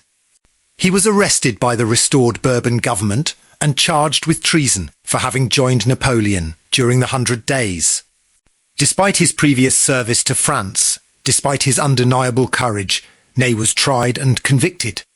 On December 7, 1815, less than 6 months after Waterloo, he was executed by firing squad in Paris. Ney faced his execution with the same courage he had shown in battle. He refused to wear a blindfold and requested permission to give the order to fire himself. According to the accounts, his final words were to the firing squad, telling them to aim at his heart and not to miss. The man who had charged so recklessly at Waterloo met his end with dignity, a victim of the political retribution that followed Napoleon's final defeat. Other French commanders escaped execution, but faced trials or exile. Grouchy, whose failure to support Napoleon at Waterloo had been so crucial, managed to flee to the United States. He would eventually return to France years later when passions had cooled. His reputation was permanently tarnished, however. History would remember him as the man who marched away from the sound of guns at Waterloo, the commander whose literal-mindedness cost Napoleon any chance of victory. Wellington went on to a long and distinguished career in British politics, eventually becoming Prime Minister. But he never forgot Waterloo. In his later years, he would often say that Waterloo was the greatest battle he had ever fought and the one he would least like to fight again. The memory of the carnage, of the close call. Wellington had at times been within yards of French soldiers who would have killed him if they had recognized him. Stayed with him throughout his life. Blücher returned to Prussia as a hero, the man who had kept his promise to Wellington and arrived at Waterloo when it mattered most. The Prussian army's role in defeating Napoleon earned Prussia significant influence in the post-war settlement. The old field marshal would die in 1819. For years after Waterloo, still revered by his soldiers and countrymen as Marshal Forward, the commander who never believed in retreat. The battlefield itself became a place of pilgrimage. Within months of the battle, Tourists were visiting the site, looking for relics, hearing stories from local guides about the fighting. The field was cleared of bodies, which were buried in mass graves or, in some cases, shipped back to Britain for burial. The personal effects of the dead, letters, diaries, photographs, would surface over the years, each one a small window into the lives cut short on that June day. A massive earthen mound, the Lion's Mound, was later constructed on the battlefield to commemorate the Dutch Prince of Orange, who was wounded during the battle.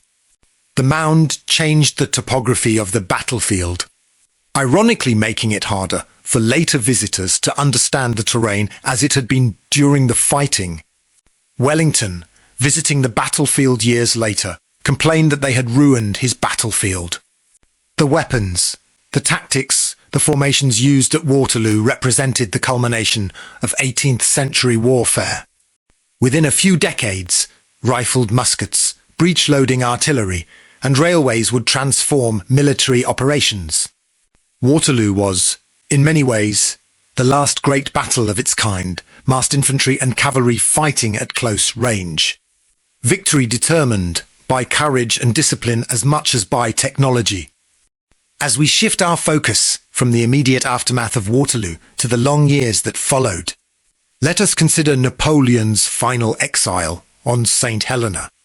The island sits in the South Atlantic Ocean, more than 1,000 miles from the nearest land. It is a volcanic outcrop, rising steeply from the ocean, its cliffs providing natural fortifications that made it an ideal prison for the most dangerous man in Europe.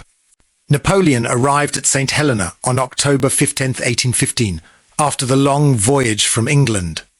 His first sight of the island must have been deeply dispiriting. Where Elba had been relatively comfortable, close to Europe with a mild climate and some society, St. Helena was remote, windswept, and possessed of a harsh beauty that offered little comfort. The island's isolation was absolute. Ships called infrequently, bringing supplies and mail, but otherwise St. Helena might as well have been on another planet. The British had prepared for Napoleon's arrival with careful attention to security. A garrison of troops was stationed on the island, far more than necessary for its defence, but perfectly sized for guarding one prisoner. The governor appointed to oversee Napoleon's captivity was Sir Hudson Lowe, a career military officer known more for his attention to regulations than for his diplomatic skills. The relationship between Lowe and Napoleon would be characterized by mutual suspicion and antagonism from the start. Napoleon was assigned to live at Longwood House, a residence that had previously served as the summer home of the island's lieutenant governor. The house was not luxurious, but it was adequate, several rooms, space for Napoleon's small retinue of followers who had chosen to accompany him into exile, and gardens where he could take exercise. But it was still a prison, make no mistake. Guards patrolled the grounds constantly. Napoleon's movements were restricted. His correspondence was read and censored.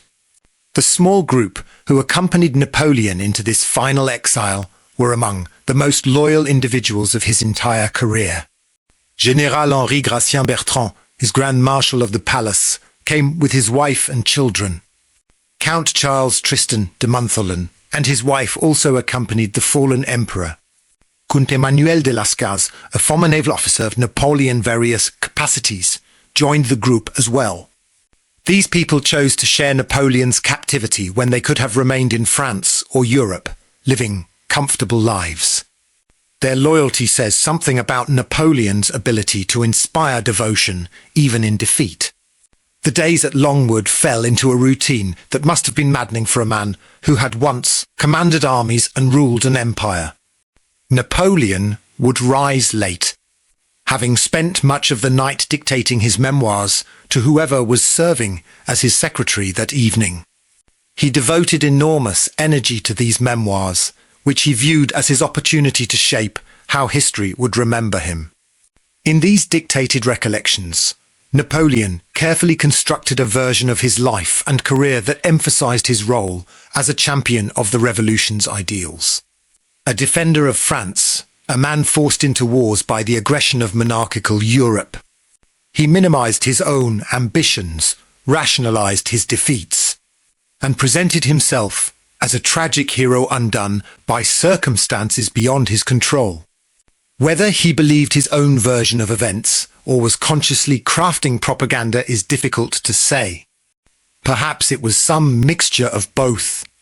After dictating for several hours, Napoleon would breakfast, usually around 11 o'clock. His meals were prepared by French cooks who had accompanied him, maintaining at least some connection to the cuisine of home. The food on St. Helena was adequate but limited by what could be grown locally or imported. Napoleon, who had never been particularly interested in fine dining, seemed relatively unconcerned about the simplicity of his meals. The afternoons were often spent in the gardens of Longwood, where Napoleon would walk for exercise. These walks were one of his few remaining freedoms, though even here there were restrictions. He was not permitted to go beyond certain boundaries without a British officer accompanying him. This requirement particularly galled Napoleon, who saw it as an unnecessary humiliation. He would often refuse to walk rather than accept an escort, spending days inside Longwood out of sheer stubbornness. Governor Lowe and Napoleon clashed repeatedly over the conditions of the captivity. Lowe insisted on following his instructions from London precisely, which meant treating Napoleon as a prisoner rather than as a fallen sovereign. He refused to address Napoleon as Emperor or Your Majesty. C'était General Bonaparte that infuriated Paul. From Lowe's perspective, he was simply following orders and ensuring his dangerous prisoner did not escape. From Napoleon's perspective, Lowe was a petty tyrant who took pleasure in making his captivity as unpleasant as possible. The climate of St. Helena did not agree with Napoleon. The island is in the tropics, but is cooled by winds from the South Atlantic. The result is a climate that is damp and often cloudy, with frequent rain and surprisingly cool temperatures for a tropical location. Longwood House, built on a plateau exposed to the prevailing winds, was particularly uncomfortable. The dampness seeped into everything, causing mildew and decay. Napoleon, already suffering from various health problems, found the climate contributed to a general sense of malaise. As the months stretched into years, Napoleon's health began a slow but steady decline. He complained of pain in his side, of digestive problems, of a general weakness that made even his daily walks increasingly difficult. The French doctors in his entourage believed he was suffering from hepatitis, possibly cancer. The British doctors, when they were permitted to examine him, which was rare, A.S. Napoleon distrusted them, were less certain of the diagnosis. The isolation of St. Helena meant that medical care was primitive even by the standards of the era. There were no specialists to consult, no advanced treatments available. Napoleon's doctors could offer little beyond basic remedies and symptomatic treatment. As his condition worsened, Napoleon became convinced he was dying, and his dictations took on an increasingly melancholic tone. The small community of French exiles at Longwood developed its own internal dynamics, not all of them positive. With little to do except care for Napoleon and occupy their own time, the members of the household sometimes clashed over precedence, over Napoleon's attention, over scarce resources. Madame Bertrand and Madame de Montholon particularly seemed to engage in a subtle rivalry, each seeking to position herself as the leading lady of this strange court in exile. Lost Cases, who had been diligently recording Napoleon's dictations and observations, was expelled from St. Helena in 1816 after attempting to send unauthorized correspondence off the island. His departure was a blow to Napoleon, who had valued Lost Cases as an intelligent listener and chronicler. The memoirs Lost Cases later published, based on his time at St. Helena. would become one of the most important sources for understanding Napoleon's final years and for spreading the Napoleonic legend. Napoleon spent considerable time reading during his exile. Books were one of the few diversions available, and a small library was assembled at Longwood through purchases and gifts. Napoleon read widely: history, philosophy, literature, military theory. He particularly enjoyed reading about great commanders of the past, perhaps seeking patterns that might explain his own rise and fall, perhaps simply finding comfort in the company of other historical figures whose lives had been defined by warfare and ambition. The former emperor also maintained a passionate interest in news from Europe. Newspapers and letters arrived on the supply ships, though often months old by the time they reached St. Helena. Napoleon devoured these reports, tracking the political developments in France, the maneuverings of the great powers, the fate of his former marshals and ministers. He was particularly interested in any signs that his legend was growing, that the French people were remembering him fondly despite the disasters that had ended his reign. And the legend was indeed growing. In France, the restored Bourbon monarchy was proving unpopular. Louis XVIII and his advisers represented the old aristocracy that the revolution had supposedly swept away. The veterans of the Grand Army, the soldiers who had followed Napoleon from Egypt to Moscow, found themselves marginalized and often impoverished in the new France. They began to remember the empire with nostalgia, forgetting the hardships and defeats, remembering instead the glory and the victories. Popular songs and poems celebrating Napoleon began to circulate in France, often clandestinely, as the government frowned upon such expressions of Bonapartist sentiment. Images of Napoleon were displayed in homes and taverns. Stories of his greatness were told and retold, growing in the telling. The fallen emperor, safely imprisoned thousands of miles away, was becoming more powerful as a symbol than he had been as a living ruler. This rehabilitation of Napoleon's reputation would eventually lead to the rise of his nephew, Louis Napoleon, who would become Napoleon III and rule France for more than 2 decades. But that was still in the future. On St. Helena in the late 1810s, Napoleon could only hope that history would judge him kindly, that his carefully dictated memoirs would shape how future generations understood his life and career. The routine at Longwood became increasingly somber as Napoleon's health declined. By 1820, it was clear to everyone that he was seriously ill, though the exact nature of his illness remained disputed. He spent more time in bed, less time walking in the gardens. His dictations became less frequent and more rambling. The vital energy that had once animated him seemed to be slowly draining away. Napoleon's servants and companions watched this decline with a mixture of sadness and helplessness. They had followed their emperor into this remote exile, had shared his captivity, had maintained their loyalty even when it would have been easier to abandon him. Now they could only watch as he slowly faded, unable to provide meaningful help, knowing that the end was approaching. Governor Lowe, observing Napoleon's decline, prepared for the possibility that his prisoner might die on St. Helena. This would actually solve certain problems for the British government. It would eliminate any possibility of Napoleon escaping or being rescued, would end the expense of maintaining the garrison, would definitively close the chapter of the Napoleonic Wars.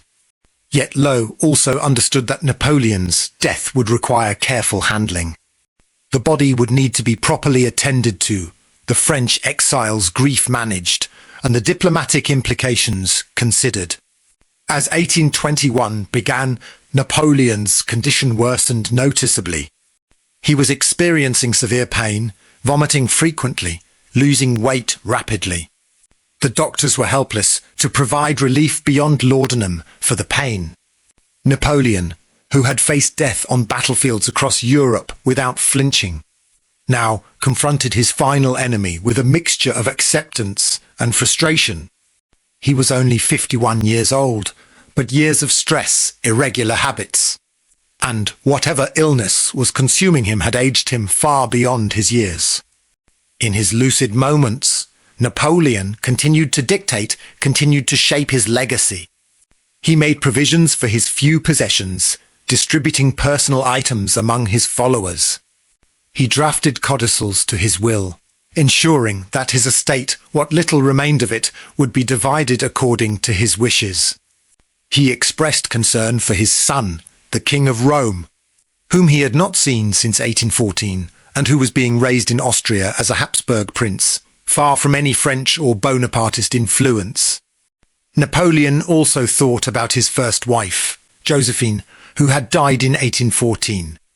Despite their divorce, despite his subsequent marriage to Marie-Louise of Austria, Napoleon had never stopped caring for Josephine. In his final illness, he apparently spoke of her often, remembering their early days together, the time before empires and crowns had complicated their lives. It was a reminder that beneath the emperor, beneath the military genius, beneath the political calculator, there had always been a human being capable of love and loss. The end, when it came, was not dramatic. There was no deathbed speech, no final words of wisdom for posterity. Napoleon slipped into a coma on May 3, 1821, and died on the evening of May 5th without regaining full consciousness. Those present reported that his last comprehensible words, spoken in his delirium, were fragments in French: France, army, head of the army, Josephine. Even at the end, his mind was on the things that had defined his life, his country, his soldiers, and the woman he had loved. The small French community at Longwood mourned deeply. For them, Napoleon had been more than just their emperor.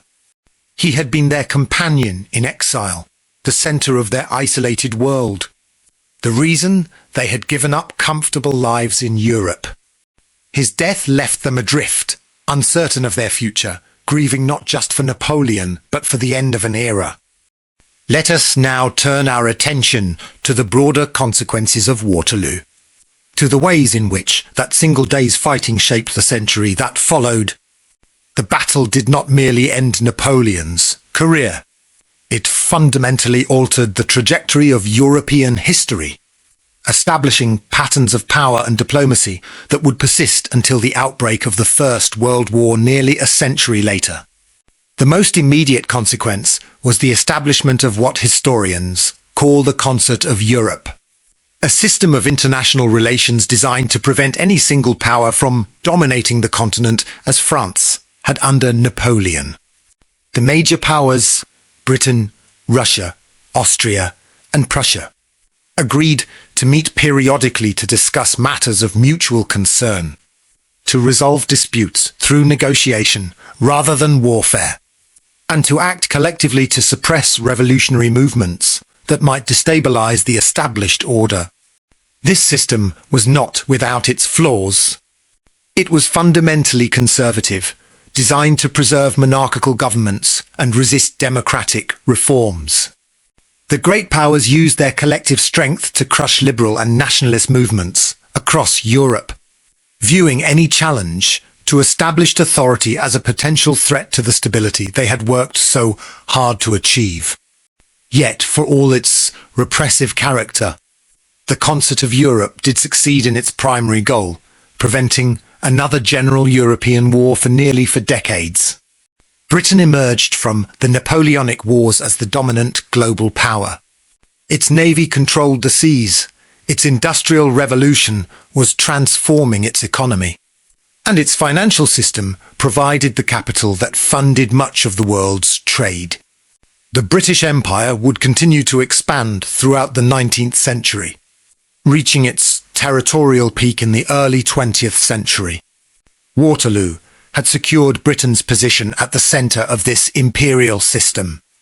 Prussia, too, benefited significantly from the defeat of Napoleon.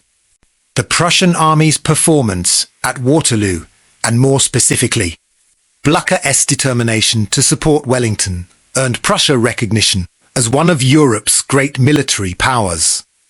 Over the following decades, Prussia would leverage this military strength to unify the German states under its leadership, creating the German Empire in 1871. The foundation for German unification was laid, in part, on the fields of Waterloo. For France, the aftermath of Waterloo brought a period of introspection and political struggle. The restored Bourbon monarchy attempted to turn back the clock to recreate the France that had existed before the Revolution. But this was impossible. Too much had changed. The principles of the Revolution, liberty, equality, citizenship, had taken root too deeply to be simply erased. The result was decades of political instability, alternating between monarchy, republic, and empire, as France struggled to reconcile its revolutionary heritage with the realities of post-Napoleonic Europe. The veterans of Napoleon's armies carried their experiences with them for the rest of their lives. In villages and towns across France, old soldiers would gather to share stories of the campaigns, to remember fallen comrades, to maintain the bonds forged in battle. These veterans became the custodians of the Napoleonic legend, passing down stories of glory and sacrifice to younger generations who had not experienced the wars themselves.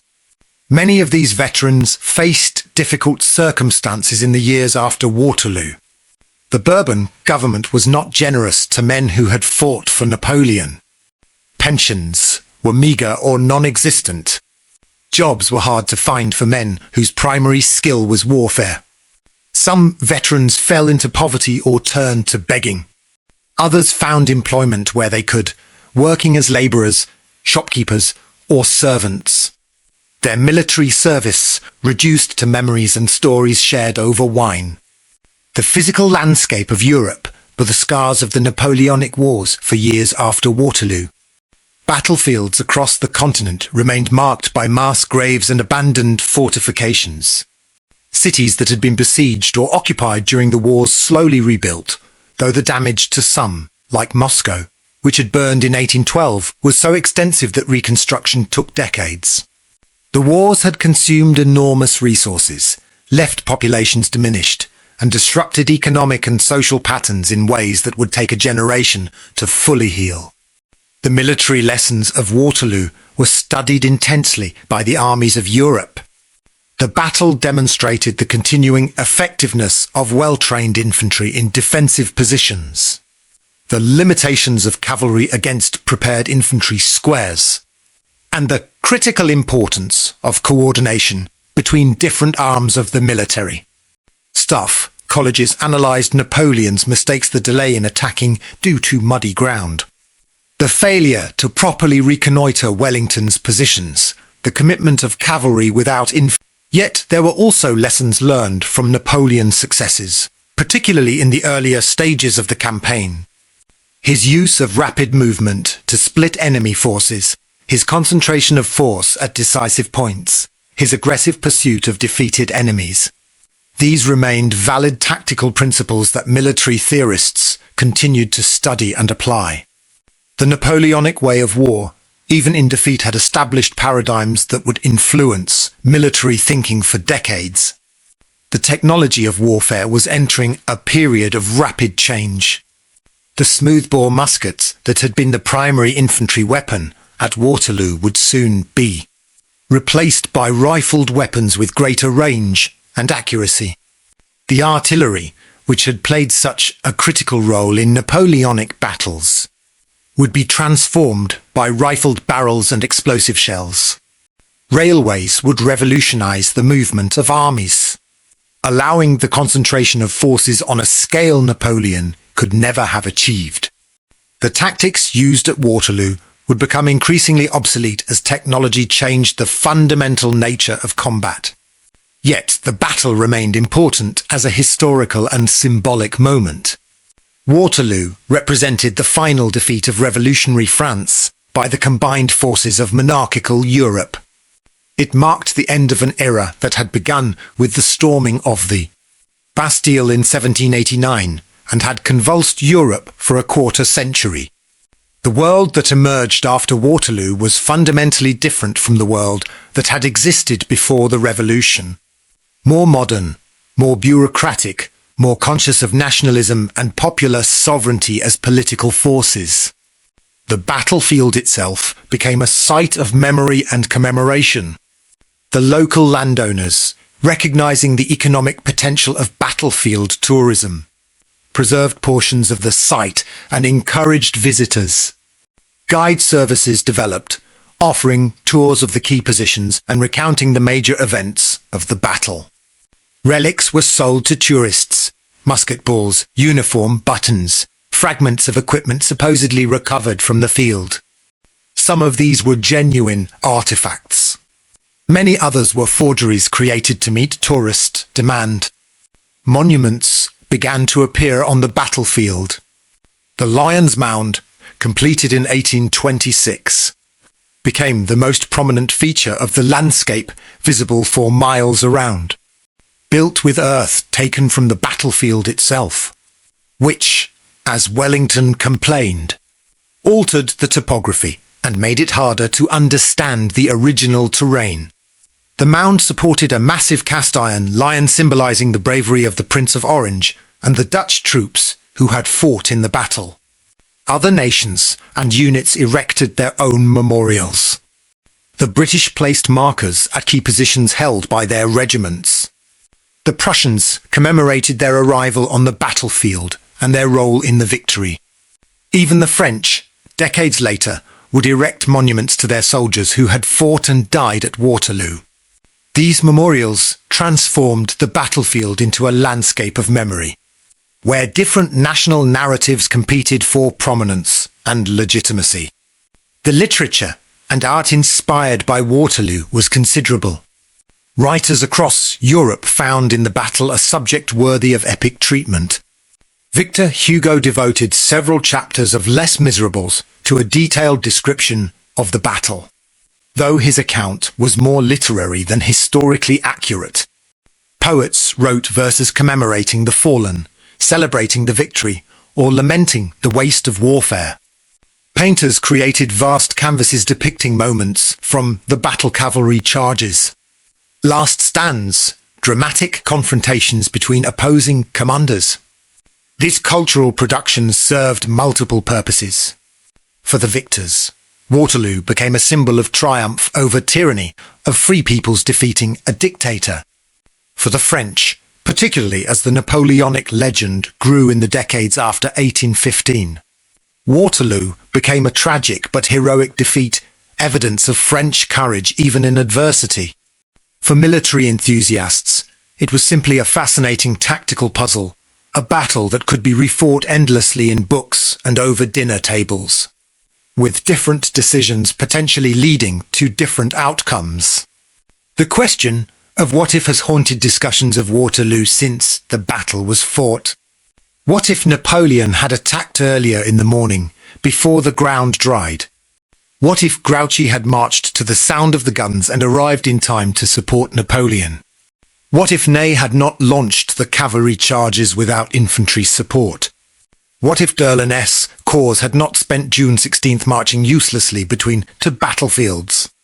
Each of these counterfactuals suggests that the outcome might have been different, that Napoleon might have won if just one or two decisions had been made differently. Yet this kind of speculation, while entertaining, perhaps misses the larger point. By June 1815, Napoleon was facing not just Wellington and Blücher, but the combined opposition of virtually all of Europe. Even if he had won at Waterloo, even if he had destroyed Wellington's army and forced Blücher to retreat, the Austrian and Russian armies were marching toward France. Napoleon would have faced more battles against increasingly overwhelming odds, with an army that was already showing signs of the exhaustion and disorganization that characterized its performance during the campaign. The structural factors working against Napoleon were simply too significant to be overcome by tactical brilliance alone. France was outnumbered, out-resourced, and isolated diplomatically. The other European powers were united in their determination to remove Napoleon from power. The French people, exhausted by decades of warfare, had lost their enthusiasm for endless campaigns in service of imperial glory. Napoleon's skill as a commander was remarkable, but even the greatest general cannot overcome impossible strategic circumstances. This understanding helps explain why Waterloo has such resonance as a historical moment. It represents not just a military defeat, but the end of a certain kind of political and military possibility. Napoleon embodied the idea that individual genius and will could reshape the world, that old orders could be overthrown and new ones created through force of personality and military success. His defeat at Waterloo demonstrated the limits of this approach, showed that even the most brilliant individual eventually confronts circumstances beyond their control. The myth of Napoleon, the legend that grew in the decades after his death, selectively remembered his victories while contextualizing his defeats. Waterloo, in this mythic narrative, became a tragedy rather than a disaster, a moment when fate and circumstance conspired against a great man rather than a battle lost through mistakes and misjudgments. This romanticized version of Napoleon and Waterloo would prove enormously influential in 19th century culture, inspiring revolutionaries and nationalists who saw in Napoleon a model of how individuals could challenge established orders. The actual participants in the battle had more complicated memories. For the soldiers who survived, Waterloo was remembered as a day of terror and confusion, of following orders without understanding the larger picture, of seeing friends killed beside them, of exhaustion and fear punctuated by moments of intense action. The grand strategic considerations, the movements of corps and divisions, the decisions of generals and marshals, these were largely invisible to the common soldier whose entire world during the battle consisted of his immediate surroundings and the orders shouted by his officers. Wellington himself, as he aged, became increasingly uncomfortable with the celebration and glorification of Waterloo. He understood better than most the randomness of battle, how small chances and accidents could determine outcomes, how close he had come to defeat. His famous comment that Waterloo was the nearest run thing you ever saw in your life reflected this understanding. He knew he had been lucky as well as skillful, that the Prussians' arrival had been timely and crucial, that several moments during the battle could have turned differently with catastrophic results. The Prussian veterans, for their part, often felt that their crucial role in the victory was underappreciated. In British and Allied accounts of the battle, Wellington and his army received the lion's share of the credit, while the Prussian contribution was sometimes minimized or treated as merely supportive. This created some lingering resentment, though Blücher himself never engaged in such disputes. The old field marshal knew what his army had accomplished and needed no one's validation. As we approach the end of our journey through this pivotal moment in history, let us reflect more deeply on the individuals whose decisions shaped the outcome at Waterloo.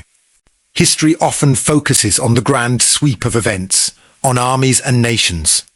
But battles are ultimately decided by human beings making choices under impossible circumstances, carrying the weight of their own personalities, their strengths and weaknesses, their moments of clarity and confusion.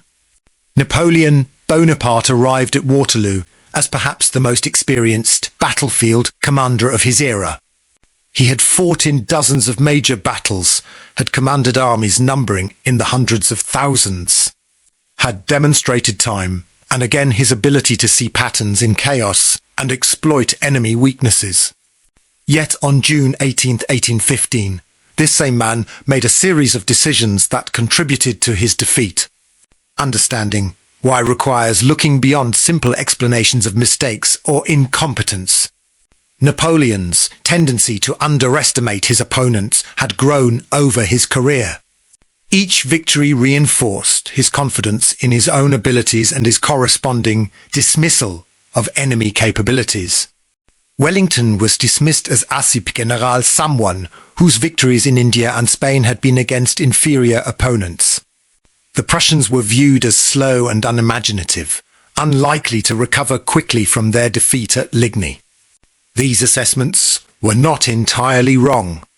Wellington's experience had indeed been primarily against the French in Spain, and the Prussians were not known for rapid manoeuvre, but they were fatally incomplete. Wellington was, in fact, a defensive genius whose understanding of terrain and positioning was arguably superior to Napoleon's.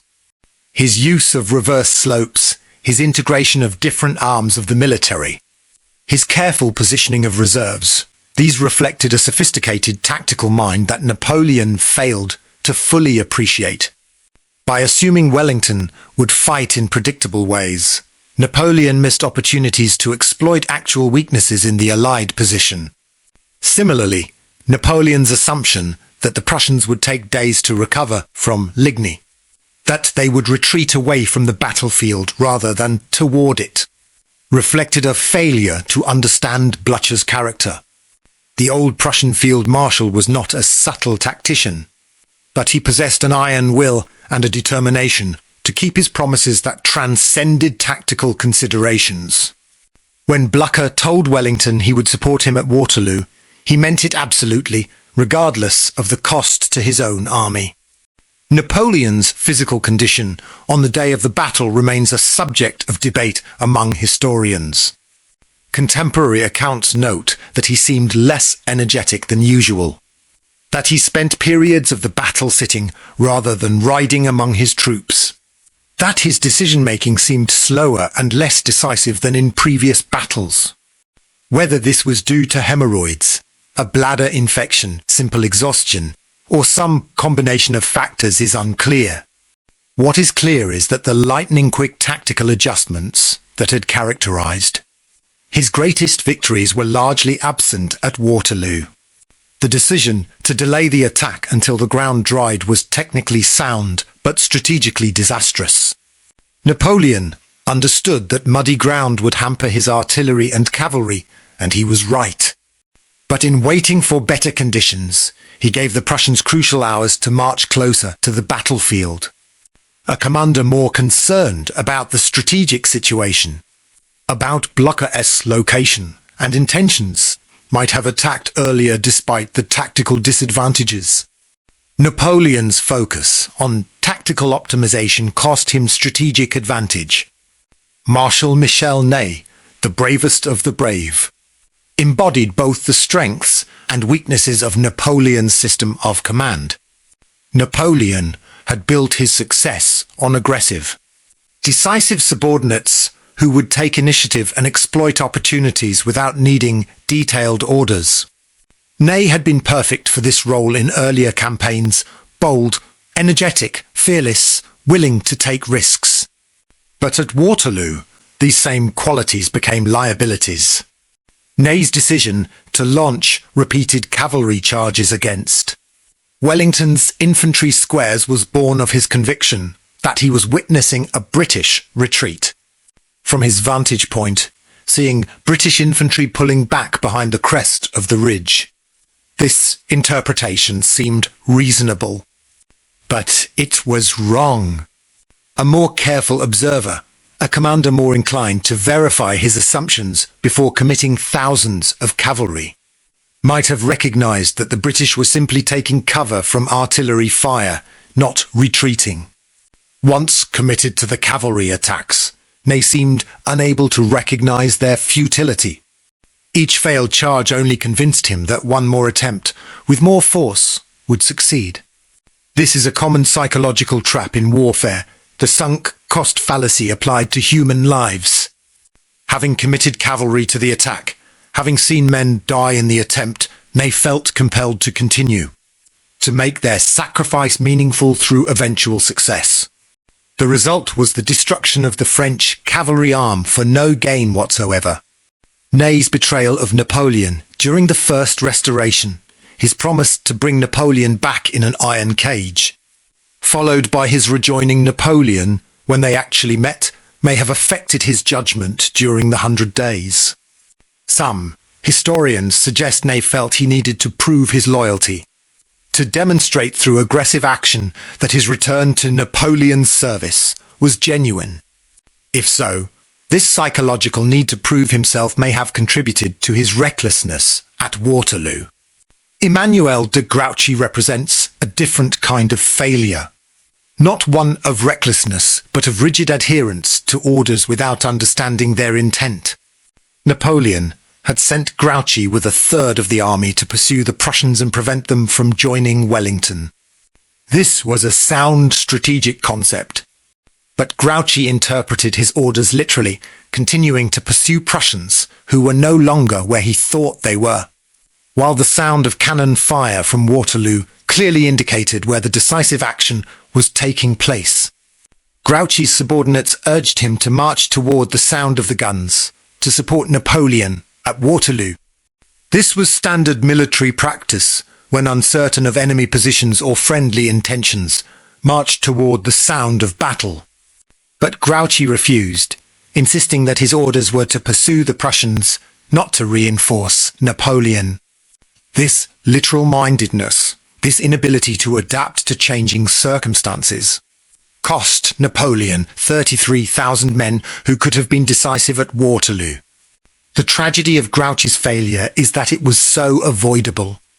He was not far from Waterloo. A forced march could have brought his cause to the battlefield by late afternoon. Even if he had not engaged in the main battle, his presence on the French right flank would have prevented or delayed the Prussian arrival, giving Napoleon more time to break Wellington's line. Instead, Grouchy spent June 18th pursuing an enemy who was marching away from him, achieving nothing of strategic value. Comte Jean-Baptiste d'Erlon, whose corps spent June 16th marching uselessly between Cotter-Brasse and Ligny, commanded the Grand Infantry assault on June 18th that was repulsed by Wellington's infantry and cavalry. d'Erlon was a competent corps commander, but the formation he chose for the attack, massive columns with limited frontage, made his troops vulnerable to defensive fire.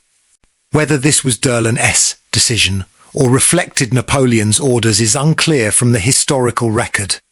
What is clear is that the formation was poorly suited to attacking prepared defensive positions. The British and Allied commanders at Waterloo showed their own strengths and weaknesses. Wellington's defensive positioning was masterful, his use of terrain exemplary, his timing in committing reserves generally sound. But he also made mistakes. His initial disposition of forces was too spread out, based on concerns about French flanking movements that never materialized. He was slow to reinforce some threatened positions, resulting in the fall of La Haye-Sainte, when ammunition resupply could have kept it in Allied hands. Wellington's subordinate commanders were a mixed group. Some, like the British Guards commanders, performed with distinction, holding their positions despite intense pressure. Others were less impressive. Several Allied units broke under French attack and required significant effort to rally and return to the line. Wellington's challenge throughout the day was managing this diverse army of British, Dutch, Belgian, and German troops, each with different levels of experience and reliability. The Prince of Orange, nominally commanding a corps under Wellington, made several questionable tactical decisions during the battle. His inexperience showed in his ordering of units into vulnerable positions where they suffered heavy casualties. Wellington had to work around these errors, repositioning units and providing clearer direction when the prince's orders proved counterproductive. This was the challenge of coalition warfare. Political considerations sometimes required giving command positions to individuals based on their rank rather than their competence. Blücher's performance before and during Waterloo deserves particular recognition. At 73 years old, still recovering from being trapped under his dead horse at Ligny, he drove his army on a grueling march to support Wellington. The determination this required, physical, mental, and moral, was extraordinary. Blücher understood that failing to support Wellington would likely result in the British Army's destruction, which would leave the Prussians to face Napoleon alone. So he came, whatever the cost to his own army. The Prussian staff work that enabled this march was also impressive. Moving an army cross-country, on roads that were often little more than tracks, coordinating multiple corps to converge on a single point. This required sophisticated planning and execution. The Prussian army's performance in this regard demonstrated that while they might not have been as flashy as the French, their systematic approach to military operations had considerable merit. The ordinary soldiers on both sides at Waterloo demonstrated remarkable courage under horrific conditions. The French infantry, who advanced repeatedly against Wellington's positions, climbing slopes while under artillery fire, maintaining formation despite mounting casualties, these men were following orders that often sent them to their deaths. Yet they went anyway.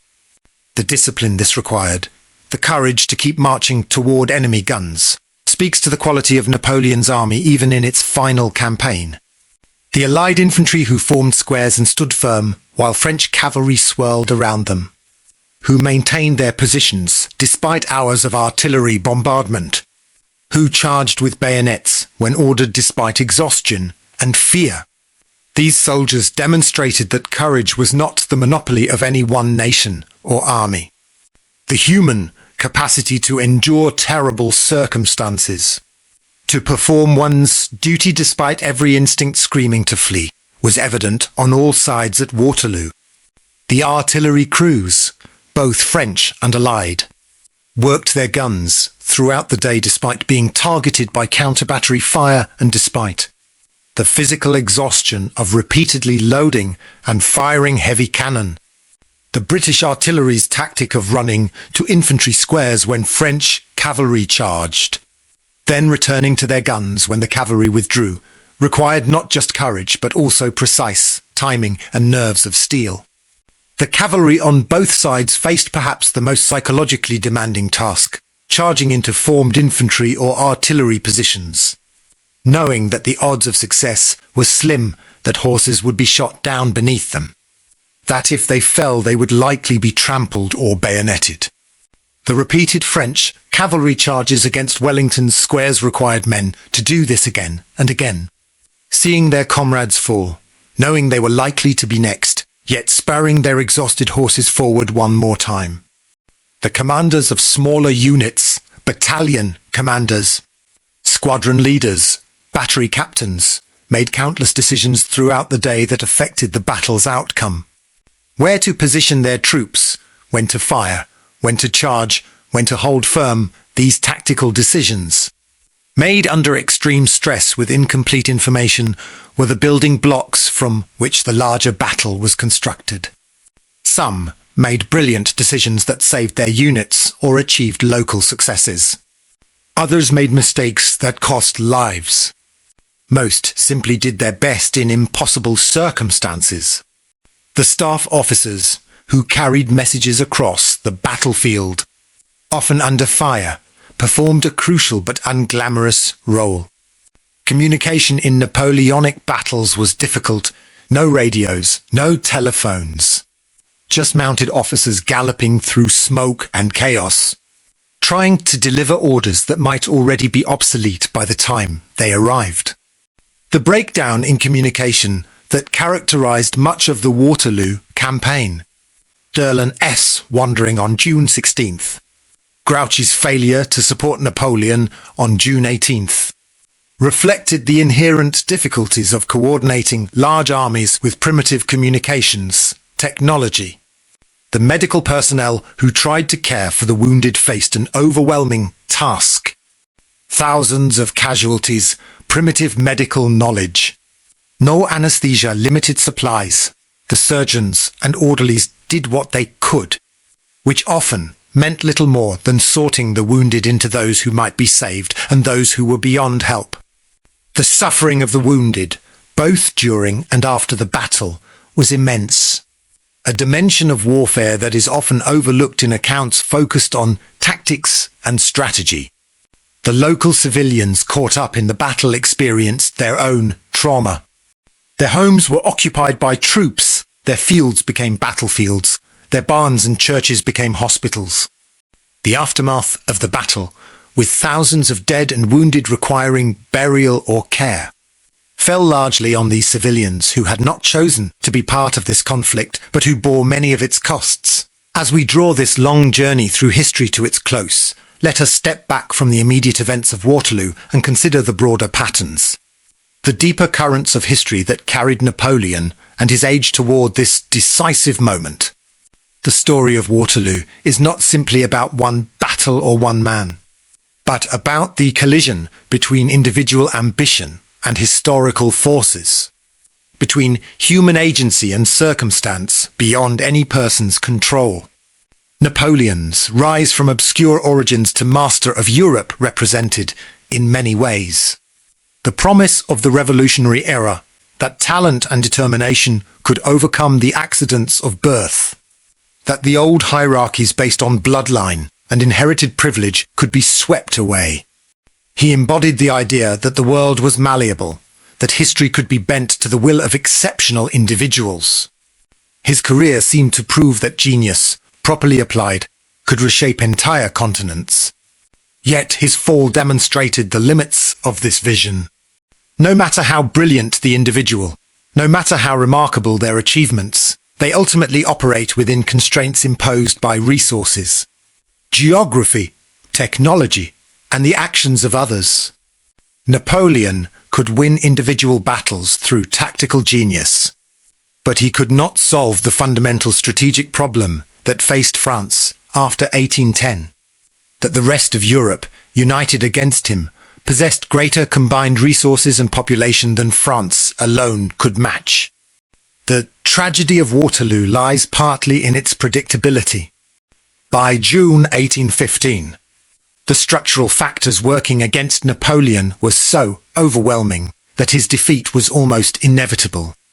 Yet he fought anyway, driven by a combination of personal pride, genuine belief in his ability to overcome impossible odds, and perhaps a recognition that surrender without struggle was incompatible with everything he had been. There is something simultaneously admirable and tragic in this determination to fight even when the rational calculations suggested surrender. The role of contingency in history is clearly illustrated by Waterloo. If Grouchy had marched to the sound of guns, if the ground had dried earlier allowing an earlier French attack, if Ney had coordinated his cavalry with infantry support, if any one of a dozen critical decisions had been made differently, the outcome might have changed. Yet even if Napoleon had won at Waterloo, he would have faced subsequent battles against fresh Austrian and Russian armies. Victory at Waterloo might have extended his reign by months or even years, but the fundamental strategic situation would have remained unchanged. This raises interesting questions about historical inevitability versus contingency. Was Napoleon's defeat inevitable, determined by the structural factors arrayed against him? Or was history genuinely open, capable of taking different paths based on individual decisions and chance events? The answer is probably that both perspectives contain truth, that large-scale historical forces constrain possibilities, while leaving room for individual agency and accident within those constraints. The human cost of Waterloo and the broader Napoleonic Wars deserves reflection as we conclude. Estimates suggest that between 3 and 6 million people died during the Revolutionary and Napoleonic Wars, military and civilian combined. Millions more were wounded, displaced, or had their lives disrupted by the conflicts. The suffering extended far beyond the battlefield. Families torn apart, economies destroyed, communities devastated, trauma passed down through generations. This cost must be weighed against whatever benefits the period produced. Napoleon's reforms, his legal codes, his administrative systems, his promotion of merit over birth did contribute to modernization in France and in territories he conquered.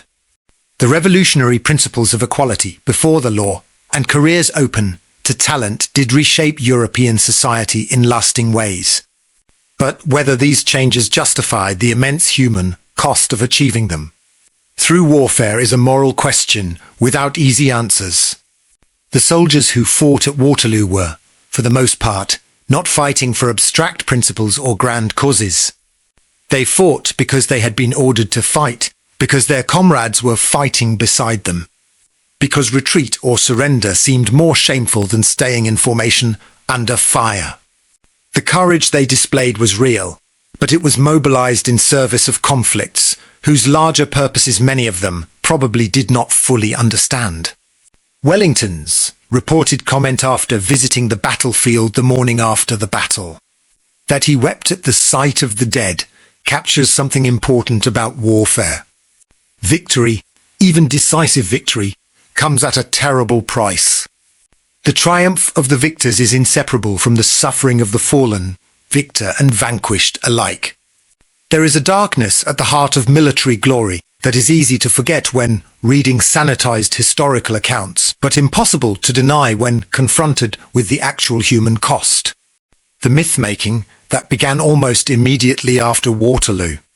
The transformation of a bloody, confused, near-run battle into a clean narrative of heroism and decisive action reflects a human need to find meaning in suffering and chaos. Both the victorious Allies and the defeated French constructed narratives that made sense of what happened, that provided lessons and morals, that turned random violence into purposeful history. These narratives were not entirely false, but they were simplified, cleaned up, made more coherent than the actual experience of participants.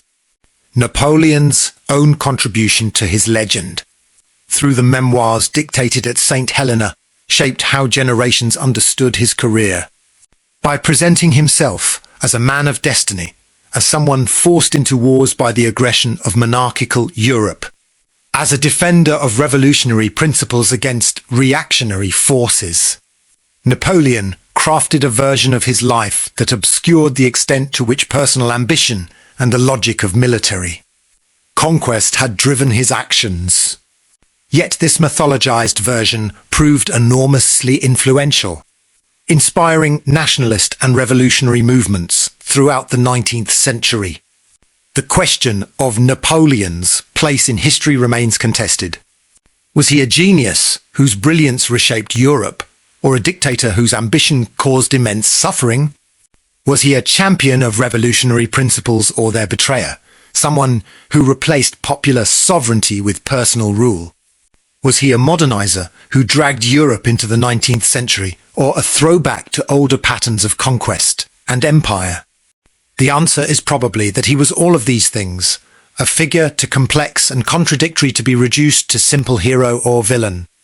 The military legacy of Waterloo extended far beyond the immediate battle.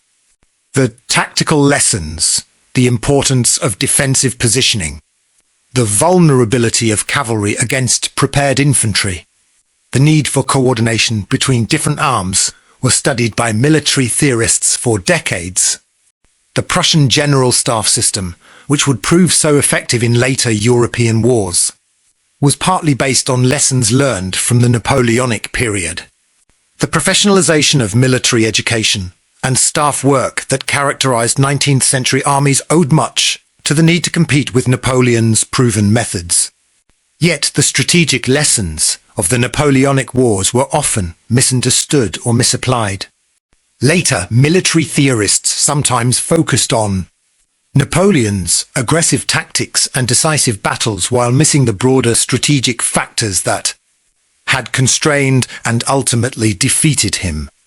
The emphasis on offensive action and decisive engagement, drawn from study of Napoleon's victories, contributed to the catastrophic tactics of World War I, where generals trained on Napoleonic principles sent men against machine guns and barbed wire with predictably horrific results. The political legacy of Waterloo and the Napoleonic period proved equally complex. The conservative order established by the Congress of Vienna did succeed in preventing major European wars for several decades. But it also suppressed liberal and nationalist movements that drew inspiration from revolutionary principles. The revolutions of 1848, the unification of Italy and Germany, the various nationalist uprisings of the 19th century, all of these reflected tensions that had been suppressed rather than resolved by the settlement of 1815.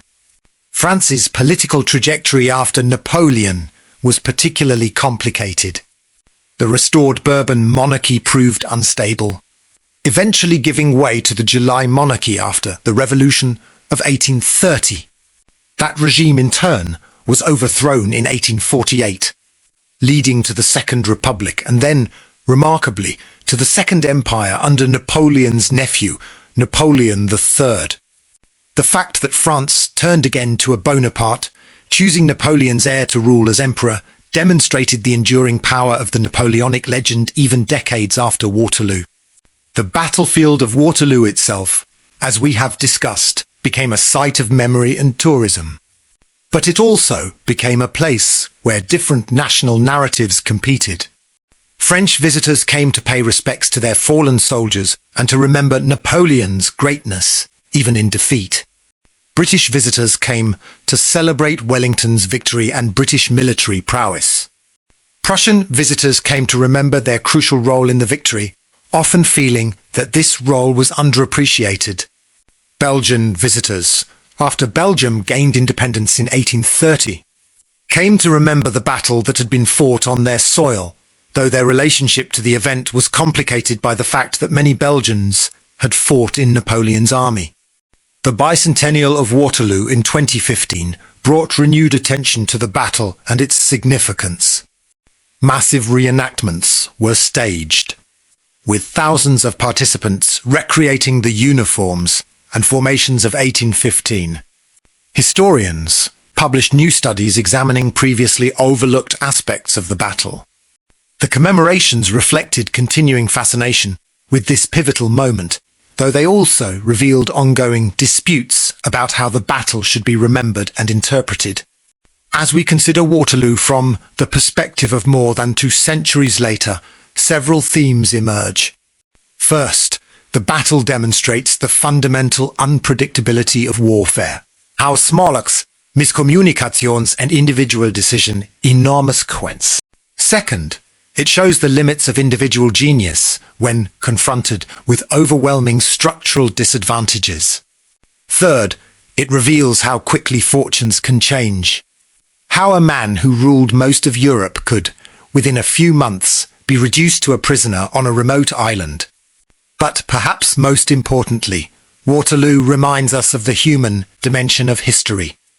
Behind the grand strategic concepts, the tactical maneuvers, the geopolitical consequences, there were tens of thousands of individual human beings, soldiers who marched and fought and died, commanders who made decisions under impossible pressure, civilians whose lives were disrupted by events beyond their control. Each of these individuals had their own story, their own hopes and fears, their own reasons for being on that Belgian hillside on June 18, 1815. The letters that soldiers wrote home before the battle, the diaries they kept, the memories they shared in later years. These personal documents remind us that history is made by human beings, not by abstract forces. A cavalry trooper facing an infantry square experienced fear and determination, not historical inevitability. An infantryman standing in formation, as artillery rounds tore through his ranks, felt terror and the desperate hope of survival, not the working out of geopolitical logic. As you rest tonight, consider the strange fact that ordinary people not fundamentally different from ourselves, endured experiences that we can barely imagine. They faced circumstances that tested the limits of human courage and endurance. And they did so with a stoicism and dedication that seems almost incomprehensible from our comfortable modern perspective. The young French conscript who charged Wellington's lines. The British guardsman who held his square against cavalry. The Prussian soldier who marched all day to reach the battlefield. These were not supermen, just ordinary individuals caught up in extraordinary events. Napoleon Bonaparte died on St. Helena in 1821. 6 years after Waterloo, his empire reduced to memories and memoirs. But the world he had helped to shape lived on. A world where merit could triumph over birth, where nations could be remade, where the old certainties of aristocratic rule had been permanently challenged. Waterloo ended Napoleon's personal reign, but it could not undo the revolutionary changes that his career had embodied and spread across Europe. The sun that rose over the battlefield on June 19, 1815, illuminated a world fundamentally changed from the one that had existed 24 hours earlier. An age had ended. The possibility that Napoleon represented, that individual will and genius, could reshape the entire European order, had been tested and found wanting against the collective power of nations united in opposition. The era that followed would be different, more constrained, more conservative. But it would also carry forward many of the changes that the revolutionary and Napoleonic periods had initiated. And so the story of Waterloo ends, not with triumph or tragedy exactly, but with the quiet recognition that history moves forward whether individuals will it or not, that the most remarkable careers eventually meet their conclusion, that empires rise and fall with a regularity that should inspire humility in anyone who contemplates their own place in the vast sweep of time.